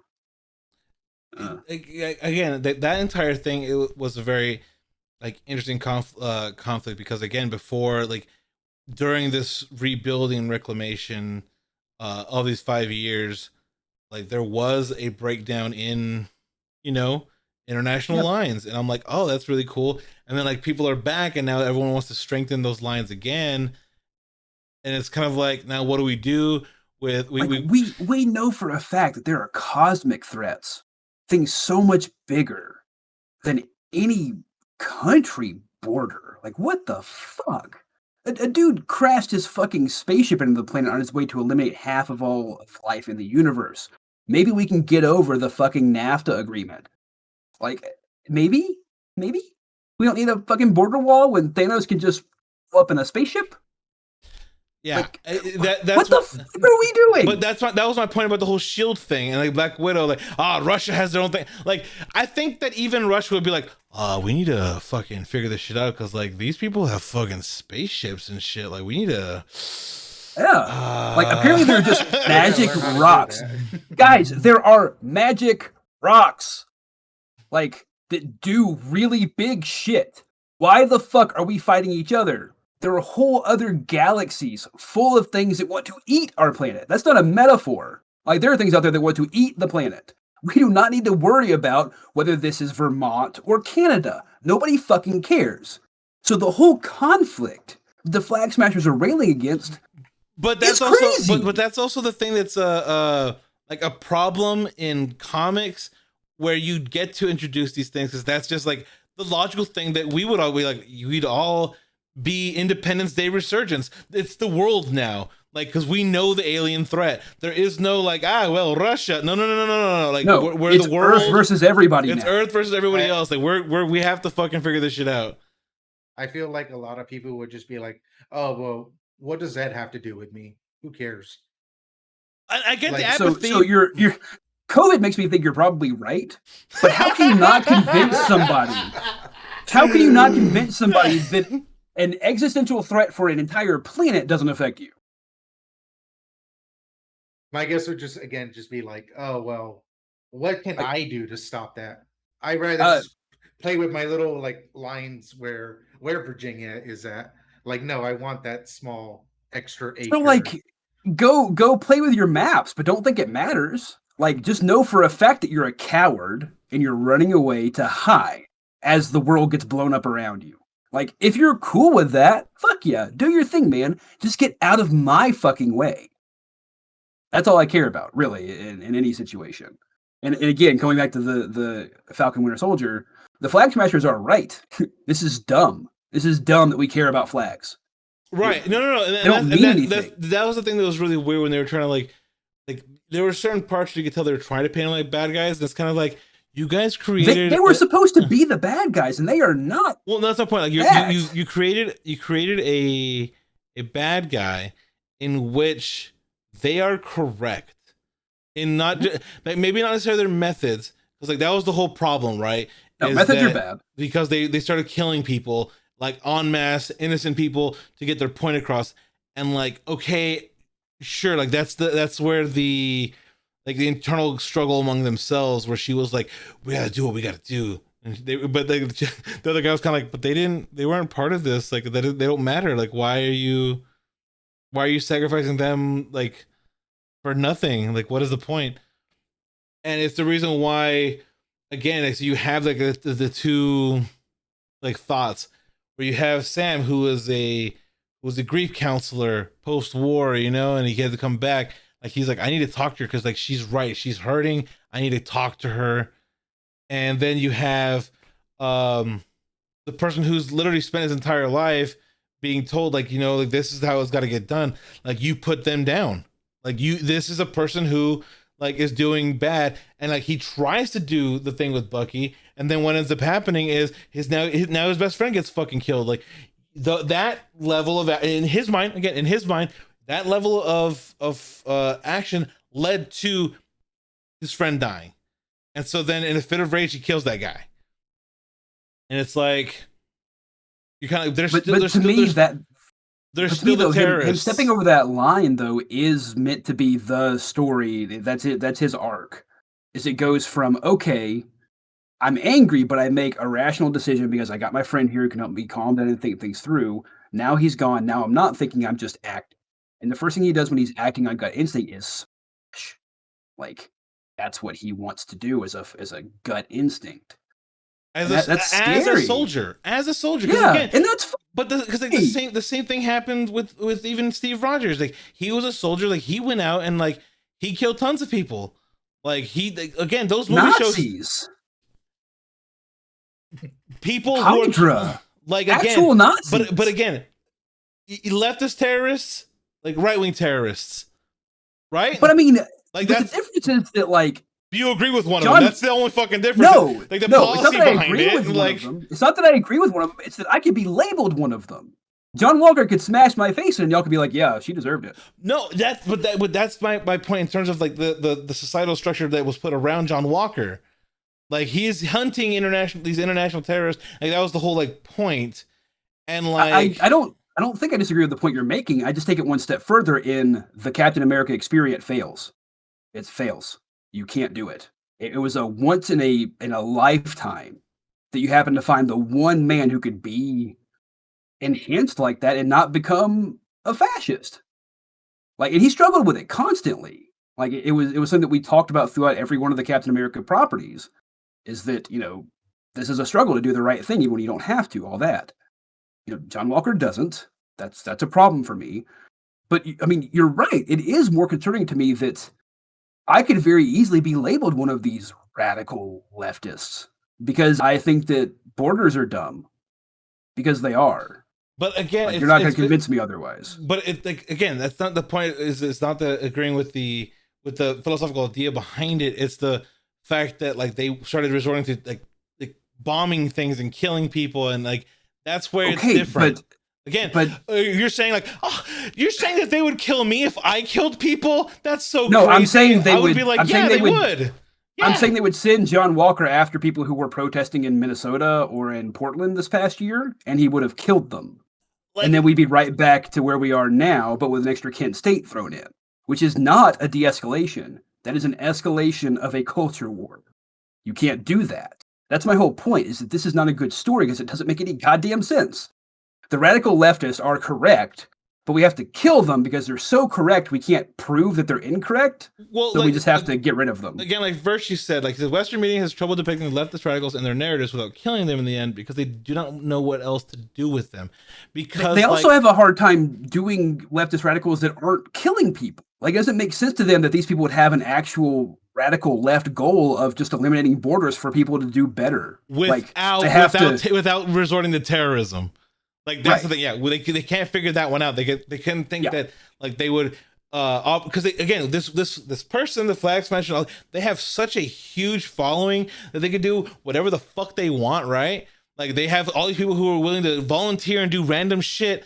Like you're saying they couldn't start a fucking movement? They couldn't by show of like just massive person like force and convincing. They couldn't make. No, I have to start killing motherfuckers, and it's like There is a movement like this, the Sunrise Movement. Like, it's like they do exist peacefully on Earth currently, and they don't require being murdered to get the point across that maybe it's not the best way to do things. But again, is the Sunrise Movement killing people? No, Like, that's my point. That's my point. Like, is that but the justification within the narrative is that these people cross the line, and then like because of that, like John Walker as a John soldier, Walker crosses the line. Like that's the whole point. and that's why I'm saying that this show introduces gray areas because at the end, fucking new Captain America was kind of like, you know that they were fucking right? Like he basically said, like, you know, you were right. Like what they did was wrong, but what they were thinking and what they were like wanting to, the message that they were trying to impose upon all you people fucking squabbling over bullshit is correct. Like that's how Captain America, that's how new Captain America is like, yeah, they're right. You guys are assholes. And like, sure. But that's the difference between John Walker and our original Cap is that, you know, John Walker is an ends justify the means. With Steve Rogers, we have to do things the right way. That's the importance, is doing it the right way. That is the statement. It's not what we do, it's why we do the things we do. We might do things that are harder than they should be, but it's because we have to do it the right way. You know, I'm gonna get my ass beat rather than just beating the fuck out of Tony Stark because I want him to hear me and listen to me. Like, yeah, I'm not gonna kill Bucky, even though he's trying to kill me. Like I'm here to try to convince you. I will continue to like be like non-violent to get across to try to reach you. Like and that's what I'm saying. I get that. And that's why I'm saying the show is just adding these shades of gray across the board because I think that like Sam is not that guy. Sam is not that guy. Right, which means that we probably shouldn't be doing this story without that guy. Like having a John Walker opposite of a Steve Rogers would be interesting. Having John Walker opposite of nobody, a bunch of people trying to flounder to come up with an idea of what Captain America should be, isn't as interesting to me. Again, I don't find John Walker compelling. I guess maybe that's the difference. Maybe some people are able to empathize with John Walker in a way that I'm not.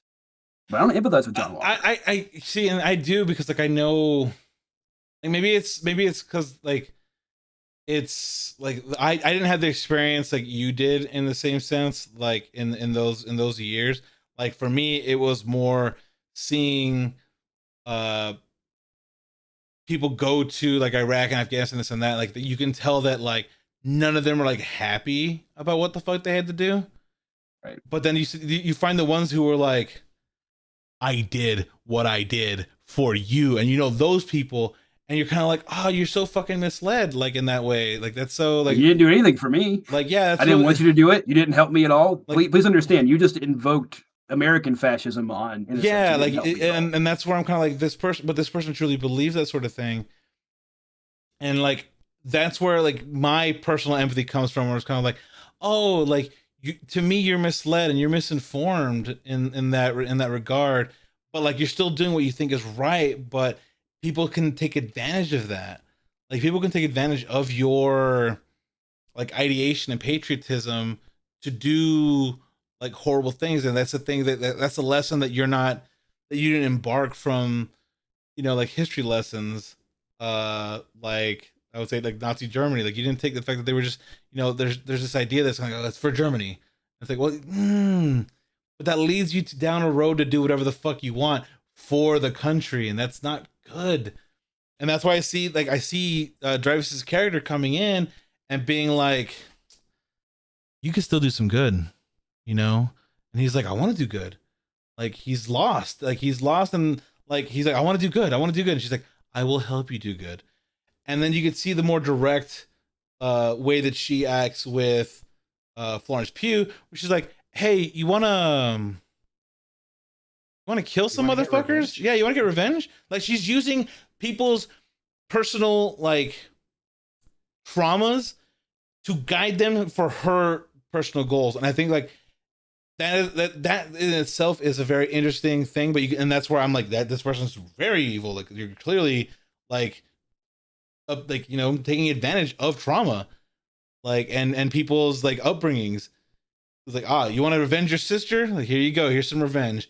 Like, hey, you want to do good for the country? You can do some real good. And it's kind of like you're taking these people who are warped by particular events and like sending them on their way, like, instead of working it out the way that Bucky had to work out through his fucking traumas. Like, and I know Virtue said that they didn't really portray it very well, and you're right, but it's kind of hard to portray a thing that could never happen. Like, you've been alive for 100 years, and you were used so badly that you were literally like refrozen, reprogrammed, erased, like that sort of thing. You gotta, what's the word? You gotta mess with it a little bit. You gotta squish it, fit it into the, because again, there's no like direct, one to one. I was a Winter Soldier. Tell me about that one time. Tell me about your Winter Soldiering. How did that make you feel? How did that make you feel? But your Winter Soldiering. Trauma seems to be a huge part of what the narrative. Don't introduce a therapist that should clearly have her license revoked. She should. But WandaVision was all about Wanda's trauma as a younger person, and dealing Loki with it. was all about Loki's trauma as a younger person. Captain Falcon and the Winter Soldier was kind of, I don't know, America's trauma, but we didn't really deal with it. I feel like we flirted with it, but I guess having seen things like Watchmen 2019 and things that actually deal with some of these issues direct and front and center, I do want something more than what we got out of this. I want something more than just a hypothetical where they make the people who are the most compelling to me the bad guys because they have to be. Like, that's what it boiled down to. As you couldn't have the Flag Smashers make it out of that series, you have to have them gone, so you have to make them bad so you can get rid of them. And that's just lame. I think it would have been a much more interesting story if they were completely non-violent and you watch John Walker become right, right, and that's where we talk about like theoreticals. You can't like think in those kinds of terms, because I'm pretty sure that could have been a great idea. Like, and you're right. That would have been like just that more in the direction that would have been extra compelling. Like they are non-violent and they are making big movements. And here is new Captain America coming in and wants to do a good thing, but can't do anything unless he's killing somebody. Right. That's like he knows one thing, and that's to be a soldier. And like, so he goes in there and acts like the fascist police and this and that. And then you can have that parallel of like, they're just doing demonstrations and they're now retaliating, well, not retaliating, but defending themselves. And then you're using that action to justify whatever the fuck you're doing. Like, then you can draw direct parallels where they're not doing anything. Here comes this force of Captain America. They respond to survive. And again, it's where like, that's a whole different story. But like what they were telling was the justification is there because like, that's where she went. And whether or not that was a result of the serum, we don't know. Because remember, that was the whole question. Does the serum change you, or like what? That's an interesting point that I hadn't thought about. I hadn't seen somebody mention it this way. But the super soldier serum, it's a hard thing to say. I mean, it seems to have really fucked up John Walker. Like, he ain't doing hot on it. It didn't fuck up Steve Rogers. What is the key difference? Well, what did the doctor say? What did what Tucci is, Erskine, was it Stanley Tucci? Well, Erskine. he said that it makes you more of who you are, or Y- something like that. Right. It Yeah. magnifies who you are, doesn't change who you are. But what is the key distinction between John Walker and Steve Rogers, other than Well, the out of time thing? again, the thing that Tucci said was There's an important one here that I think is really, really he important. says you can be you don't need a good soldier, you need a good man. And Right. like That's the key distinction. Steve right. Rogers isn't a soldier. He's He's not. He wasn't a soldier. He was a washout. He understood the concepts but can't do the thing because his body sucks. He wasn't actually a soldier. He wasn't conditioned by war. He didn't go to war. He did more shit as part of the USO tour than he did anything else. And that's why he's such a good Captain America. His gut instinct isn't to just pick up a gun and start shooting. Sometimes you have to get up on stage and start singing because that's what you have to do for that moment. And that was a really key distinction, I think. John Walker is not a USO show guy. He's not getting up there on stage and dancing because that's what the thing calls for right. Captain America. He's a frontline soldier and like a He is an special ops actual guy. soldier. And if you Right. take the soldier and put the soldier serum in him, they just become a super soldier. What you had with Cap was a superhero. Person who was actually trying to be somebody to look up to, somebody to mimic, somebody to embody the spirit of the entire country.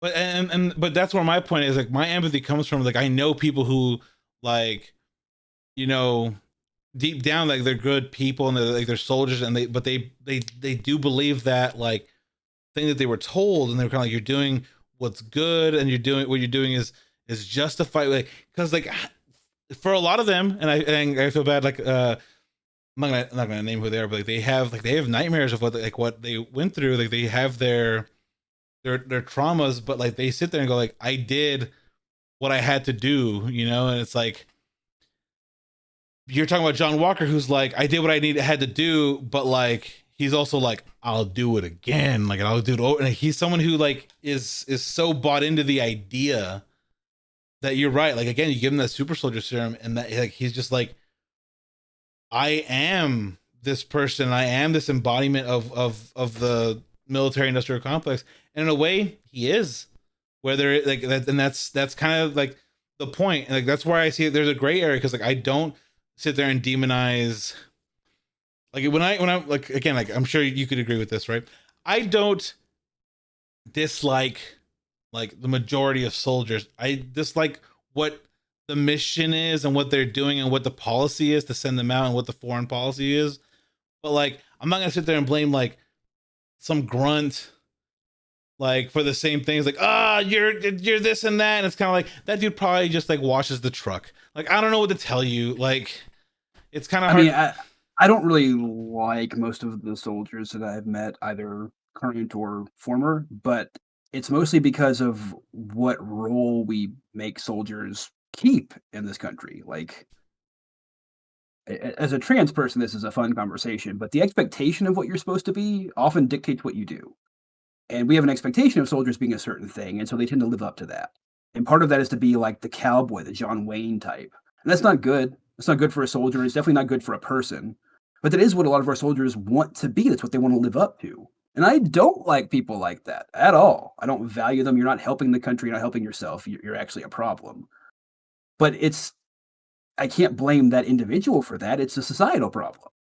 So I don't really hate the soldiers so much as I hate the fact that we have soldiers. Why the fuck do we? It's 2021. Why do we have soldiers? We don't even use soldiers to actually fight battles. We use drones. So like, why the fuck do we have so many fucking people in armed uniforms? Like, I don't understand.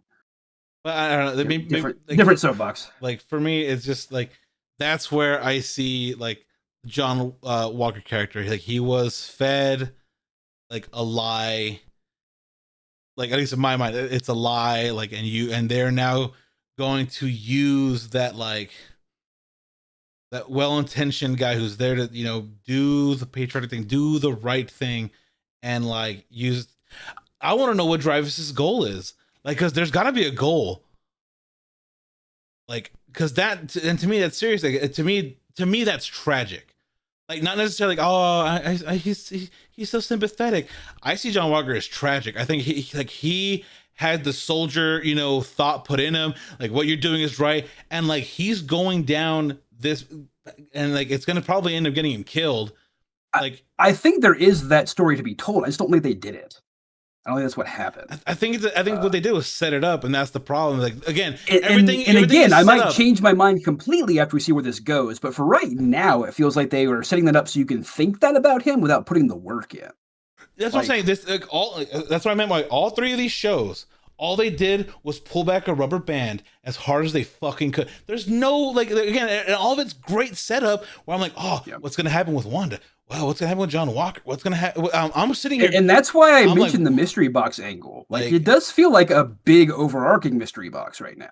And now we kind of know that Kang is here, so we kind of know what the bad guy is. We just don't know what the real main conflict will be. Just that it's probably a multiversal war. But even that could get fucking about face. They like doing that to us. They like making us think we know what's coming up based off comic books and then not doing that. So I don't know. Like yeah, well, let's see where like the Eternals and Shang-Chi like give us in terms of like contextualizing these shows like further. Because like it has to, and that's why I think that maybe like, oh, why did the Eternals not do it? Well, they're living in a universe where Thanos didn't happen. Like, and so why now? Or Thanos had to happen the way it happened. And this is the weird thing. I mean, clearly that was part of the sacred timeline, was Thanos' whole arc having the way it did. Right. Again, and that's what again it raises questions that I feel like these shows have set up a lot of questions. They had great personal moments. They had great like I said, part of Sam accepting being Captain America had those caveats, had those thoughts, and that sets it up well. Like Wanda, like learning to deal with like her loss, and then like becoming a badass bitch. On top of that, and then Catherine Hahn just being cool as shit, you know, like that worth it. You have Loki, where you have like Sylvie, like still be like, yeah, but I still have my intentions. Like this is nice. What you're saying is nice and all, but like you didn't grow up the same way that I did, like on the run nonstop from these assholes. Like I am going to follow through. Right. Like I don't have the emotional room to sit there and like allow this to not be followed through. Like, and that's like, and again, to me, that's that tragic part where like that childhood was taken, and this is the action that has to be done in order to find some level of closure. And it's just like you slump and you're like, what now? Like that to me, like great. But then you're like, again, so now the overarching thing is like you have the multiverse, and you have Dreyfus pulling strings, you have Wanda becoming stronger. Because like I think part of the thing about Wanda being stronger is dealing with the multiverse with Strange in the movie. Like you had to power up to be this next level to be able to deal with this. She was already strong, but she was having trouble containing like a fucking an explosion in a building. And now she can probably, she could like her now, if she was as strong now as she was then, it would have just been like done, taken care of. Well, and we really just, at least I don't want another Jean Grey Phoenix story. Like I'm tired of that. I really am. I don't want them to put her down like old Yeller. like she's too strong, gotta put her down. Yeah, like let her wreak some havoc. Let her be sane, but just really pissed off. Like that's okay. You can have non-crazy women in your properties. It's fine. I don't think they're doing House of M. I think House of M was the bait and switch with the Ralph Bonner character. Like I think that's what we did with the Quicksilver from the X-Men universe, was to get you to think we're going House of M just to drop it on you. Oh no, Loki fucked it up. Like, yeah, like House of M was like no more mutants. And so we thought it was going to be a reverse House of M, and that was the twist. No, comma, more mutants. No, comma, more mutants. We thought that was the twist, and now it's kind of like, okay, maybe the multiverse is the twist, and that's why I'm thinking like if the overall like endgame of this big arc, endgame, if the overall final solution ends up being that like we have all these multiverses, and now we have to like squish them all together, and we find a new stability that's not run by Kang, like we find a new stability. I'm almost sure the new stability will be multiverse in Maybe not Like- final solution. All right, okay, you're right. my Maybe bad. not final Maybe solution. not final solution. I also briefly looked a little terrified there. But I It's think what the Marvel's end, final that solution. might be a little problematic. I think what we're heading towards though is having a multiverse that is stable. I think that's what they want to have set up. So we can do any story we want in any context we want. We can do Throg. We can do the Pet Avengers now. Like whatever. If we want to do Pet Avengers, we can. We've got Gator Loki. We've got Throg. We're ready to go. I think that's what they're doing. Is they're going to find some way to make it stable, but with all of these other branching timelines, so they can start to pull things back and forth. That's just my guess. But that's actually pretty good. Like I was thinking, like okay, restabilize one timeline, but a stable multiverse would be probably the. It opens up best the for possibility them. for anything. You can recast people. You can recast everyone. You can bring back old. You could just have Robert Downey Jr. randomly pop back up as Iron Man for no reason in a random property because why not? There's all sorts of Iron Man. We just know this. I think this is again just a direct result of Into the Spider-Verse working. I think that worked so effectively that now they're like, okay, I guess audiences aren't so dumb that they can't understand multiverse. So like, let's get that set up. Let's give the dumb people a chance to catch up, and then we'll just have our multiverse. I mean, that's what we're going for. I mean, it works to me. Like I think that totally I like works. it. I like it because again, they figured out a way to make me sympathize with 2012 Loki very quickly. Oh my god! Like it so doesn't take any time at quickly. all. You're just on board. And honestly, the amount of growth we had from Loki in this one run was equal or greater than what we got in the show or in the movie runs. So like, Well, because the movies have to be focused on like a singular thing, right? Because like it's never focused on Loki. how many specifically. It's always how many movies was Loki really in post 2012 Avengers? Like Thor: The Dark World, Dark World, and then Thor: Ragnarok, and then yeah, so and that's it. that's it. Like, and those movies are not about Loki. No, Like so, barely about Thor. So you have like I said, it takes all this time of him running around, and then you have Thor Ragnarok, and then like Infinity War, he's gone immediately. Like he figured out to be a good guy right then and there, post losing home, and he's like home is where you have like your family and shit. Like and these are my family, these are my people. Then dies immediately. So then you go back to 2012 Loki, who then has to be told like, hey, here's what's supposed to happen in your timeline. You're a dick. And like, and Owen Wilson just fucking sells it. Like you're a dick, and I'm just like, He's right. You're right. And he's like, oh, you're not gonna do it. Like, yeah, it's already happened. Like it's already happened, my dude. Like I hate to tell you this, it's already happened. Yeah, like you're boring actually. Like we can predictable. predict your bullshit. Like everyone predicts your bullshit. Like the only person who even cares about you at this point is Thor, who remembers that you did the bullshit in kind of a loving way, and that's the only person who cares about you. The only one. The only one. Like, Okay, so I have a question for you. This is just me wondering what's going to happen going forward. We saw classic Loki, played by Richard Grant, fantastically, by the way. We saw him able to recreate Asgard from memory, basically. And I think that's interesting for his character arc specifically, in that, he's been away for a long time, pining about Asgard. He's been thinking about it for a long time, yada, yada, yada. But it makes you wonder, like, are we going to get maybe Loki and Sylvie recreating Asgard? They seem to be able to do something akin to that in classic Loki form, so why couldn't the more evolved versions do it? I wonder if that's not how we're going to get an Asgard back into the universe. Something along those lines. That's what I wondered when I saw him, conjuring Asgard. Well, when Loki and Sylvie were talking, they were like, "We can do that," and Loki's like, "I think we're more powerful than we think." Yeah, and it's I think everyone is. That seems to be everyone's arc so far. Like Bucky's not controlled by the special words anymore. Sam can fly and has the shield. Like everybody's getting upgrades. That's what we're doing so far. It's getting everybody beefed up for the next round. I really but also think having motivation. I think that's the other thing. They have motivation to be better.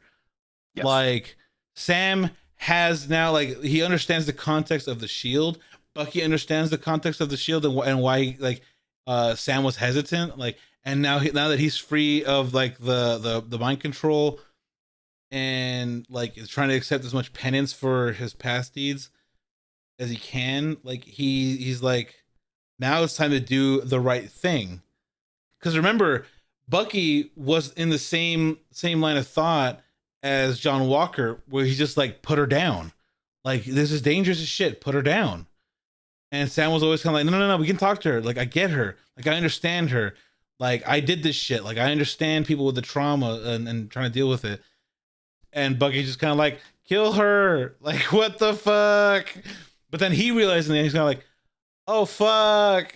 but I think Bucky's story is more interesting. He's not doing it because he just wants to kill somebody because he's mad. Like, he really does view that as the only way to do things. I think that perspective is a more interesting one. And if they'd done John Walker as that perspective and then had him slowly evolve, I think it would have been more interesting. Again, I think you could have made the entire show of that better if you just make the Flag Smashers nonviolent. Right. Like, suddenly it becomes a really interesting well, because suddenly now there's a real moral dilemma. There isn't oh, we got to put them down. It's kind of like, but they haven't done anything. Like, why would you done anything? Why would you like, suggest they're causing that? some problem, maybe, but they're causing problems for the status quo, which isn't necessarily the best choice. Right. If they were disrupting, like governments because like there's too many people and they're all demanding a thing and they're having sit-ins at like food distribution centers and stuff. If they were doing things like, it would be this weird. Like, where's the vibe? Where's your vibe check, John Walker? Like, you can still have them do some violent stuff. You have the perfect blueprint for what a semi-violent but non-violent thinking, movement looks like. Like, we've had Antifa going on for years now. So, like, have Flag Smashers burn down like a UN outpost where they're making people stand or something. Or doesn't kill anybody, just empty. Burns down the building. Yeah, they and now we have our analog. Mm-hmm. Yeah, like, fine, whatever. And you can even do like a tie into fucking Iraq with the US pulling out of there in Afghanistan. Like, you can tie that in there too. Like, there's more interesting stories to tell than the sanitized version I feel like we got. I mean, again, that's the thing with COVID, and then like it's still the House of Mouse. So it's like they're more true though. I mean, they're getting braver.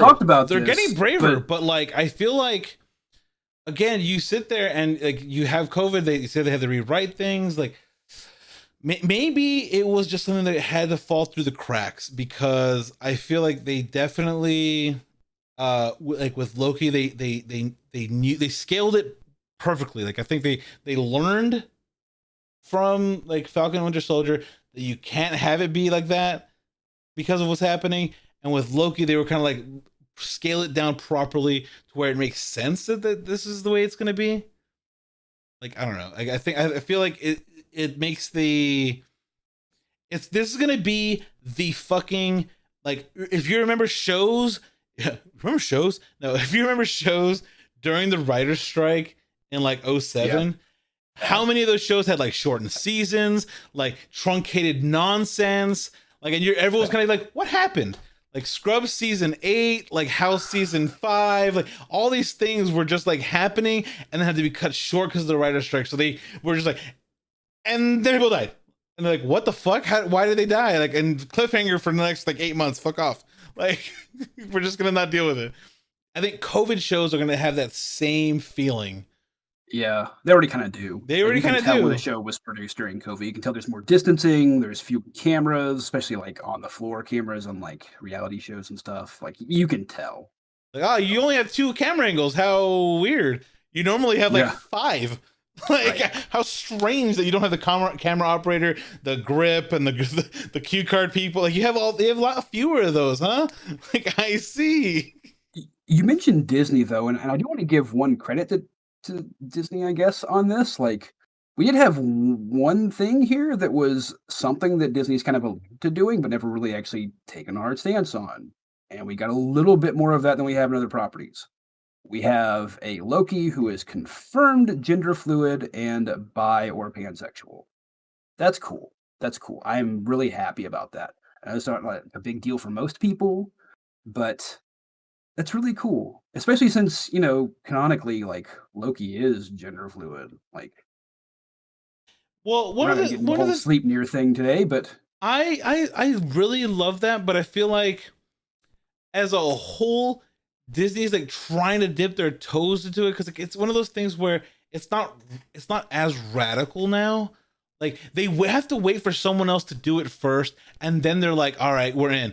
And that's where it gets kind of like cool. Like you had LeFou, like I guess sure, and we can talk about LeFou for hours, how terrible that is. But then you also have the David Bowie character in Cruella, and you're just like, you could have had more character there, like right? And they did that kind of tiptoeing a little bit with the bisexuality, pansexuality part of it, because it was but the one gender line. fluid. But it was But the one gender line. fluid was fucking written out. Like it is unquestioned on his little intake form. You know, Loki, trickster god of Asgard, from Jotunheim, gender fluid.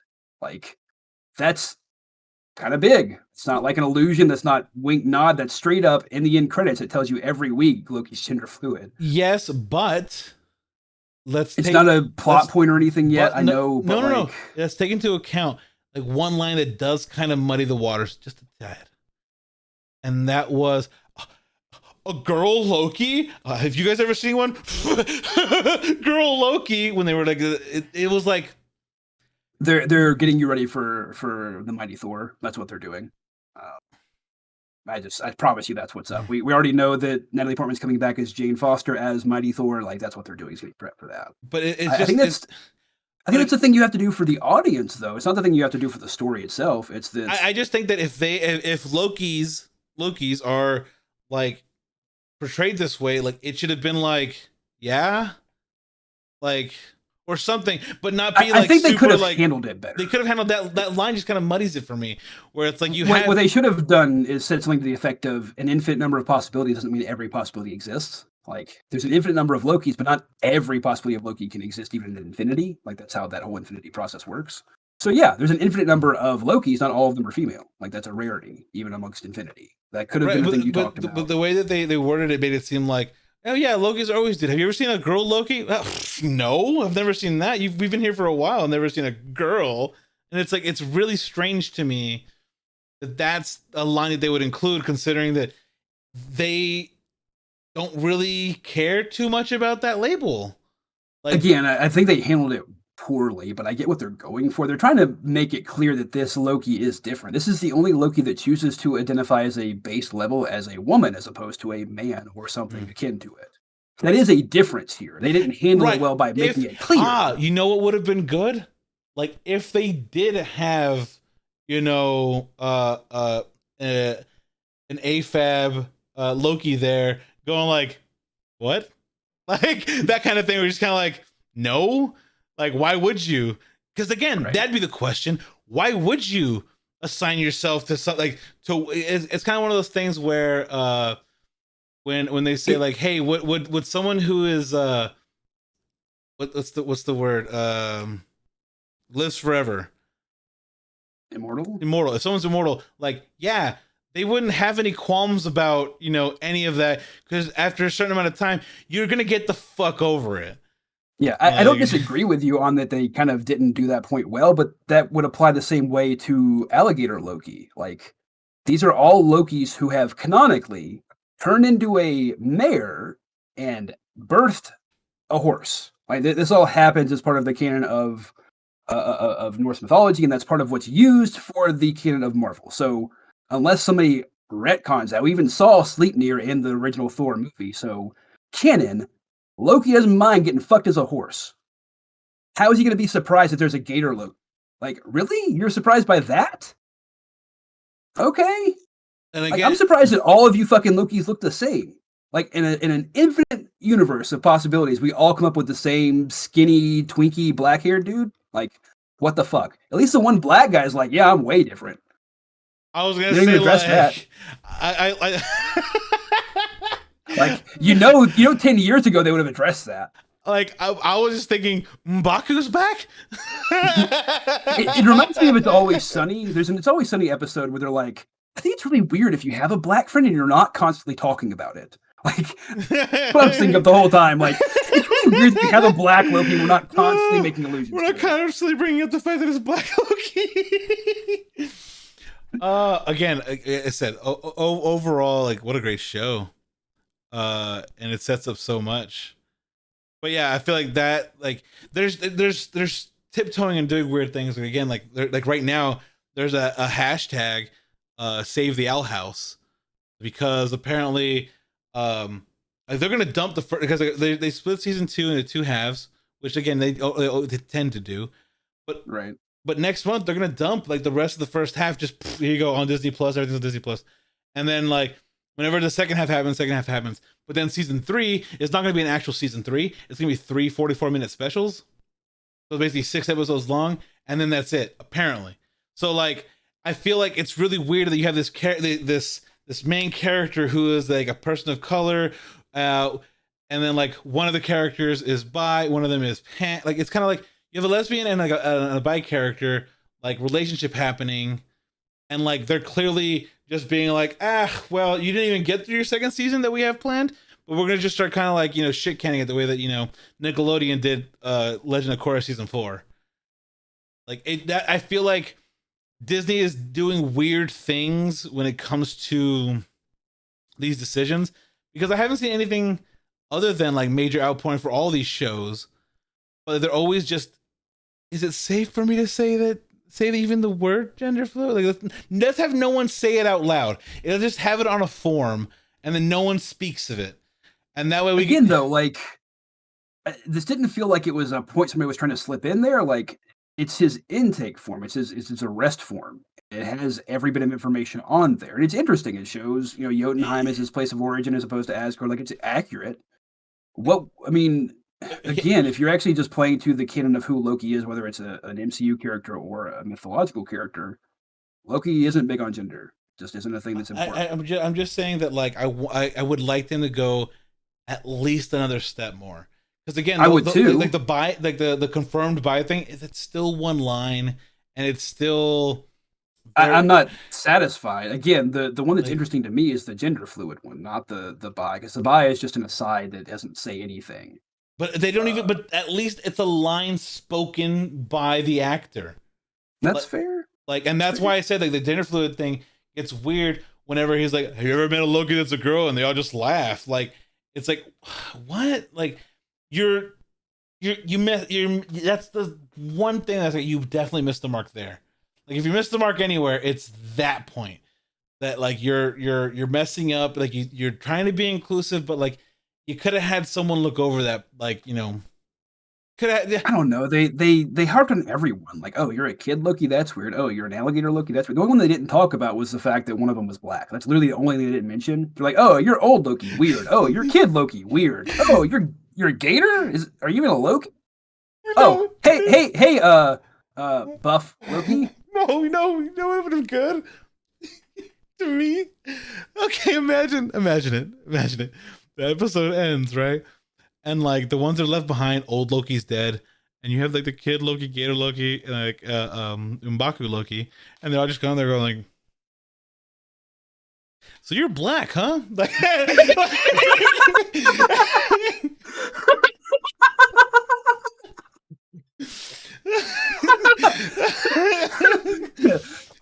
and that's the way that the episode just cut to black after that. Just kid Loki looks up and goes like, so you're black, cut to black, credits fucking roll. What was your Nexus event? Black.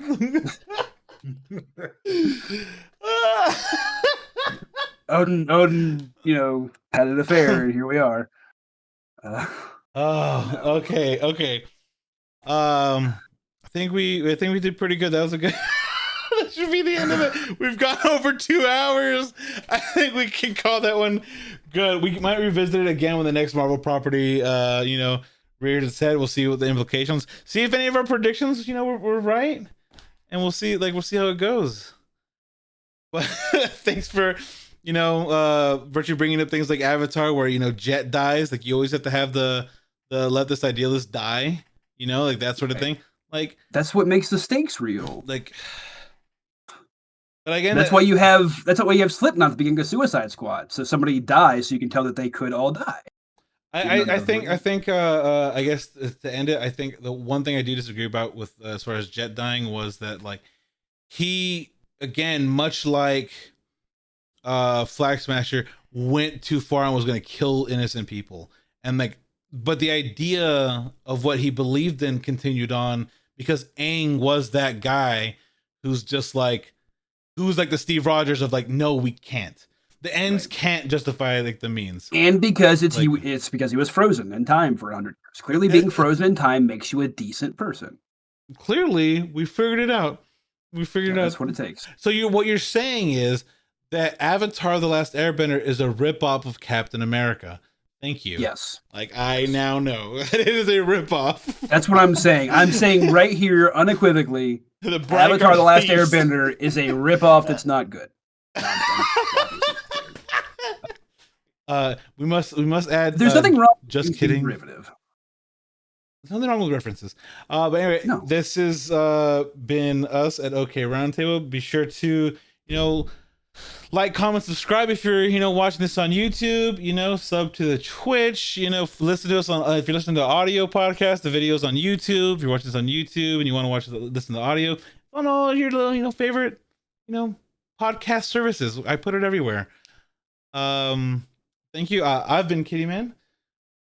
With me as always, Mort. I'm still Mort. And of course, Silent but Deadly Font. All right. And cut. And We're out. Everybody next week. Well, we're going to be talking about Space Jam 2. Fun. Space Jammier. Space Jammier. Pretty sure that's Yeah, not anything else. Space Jam.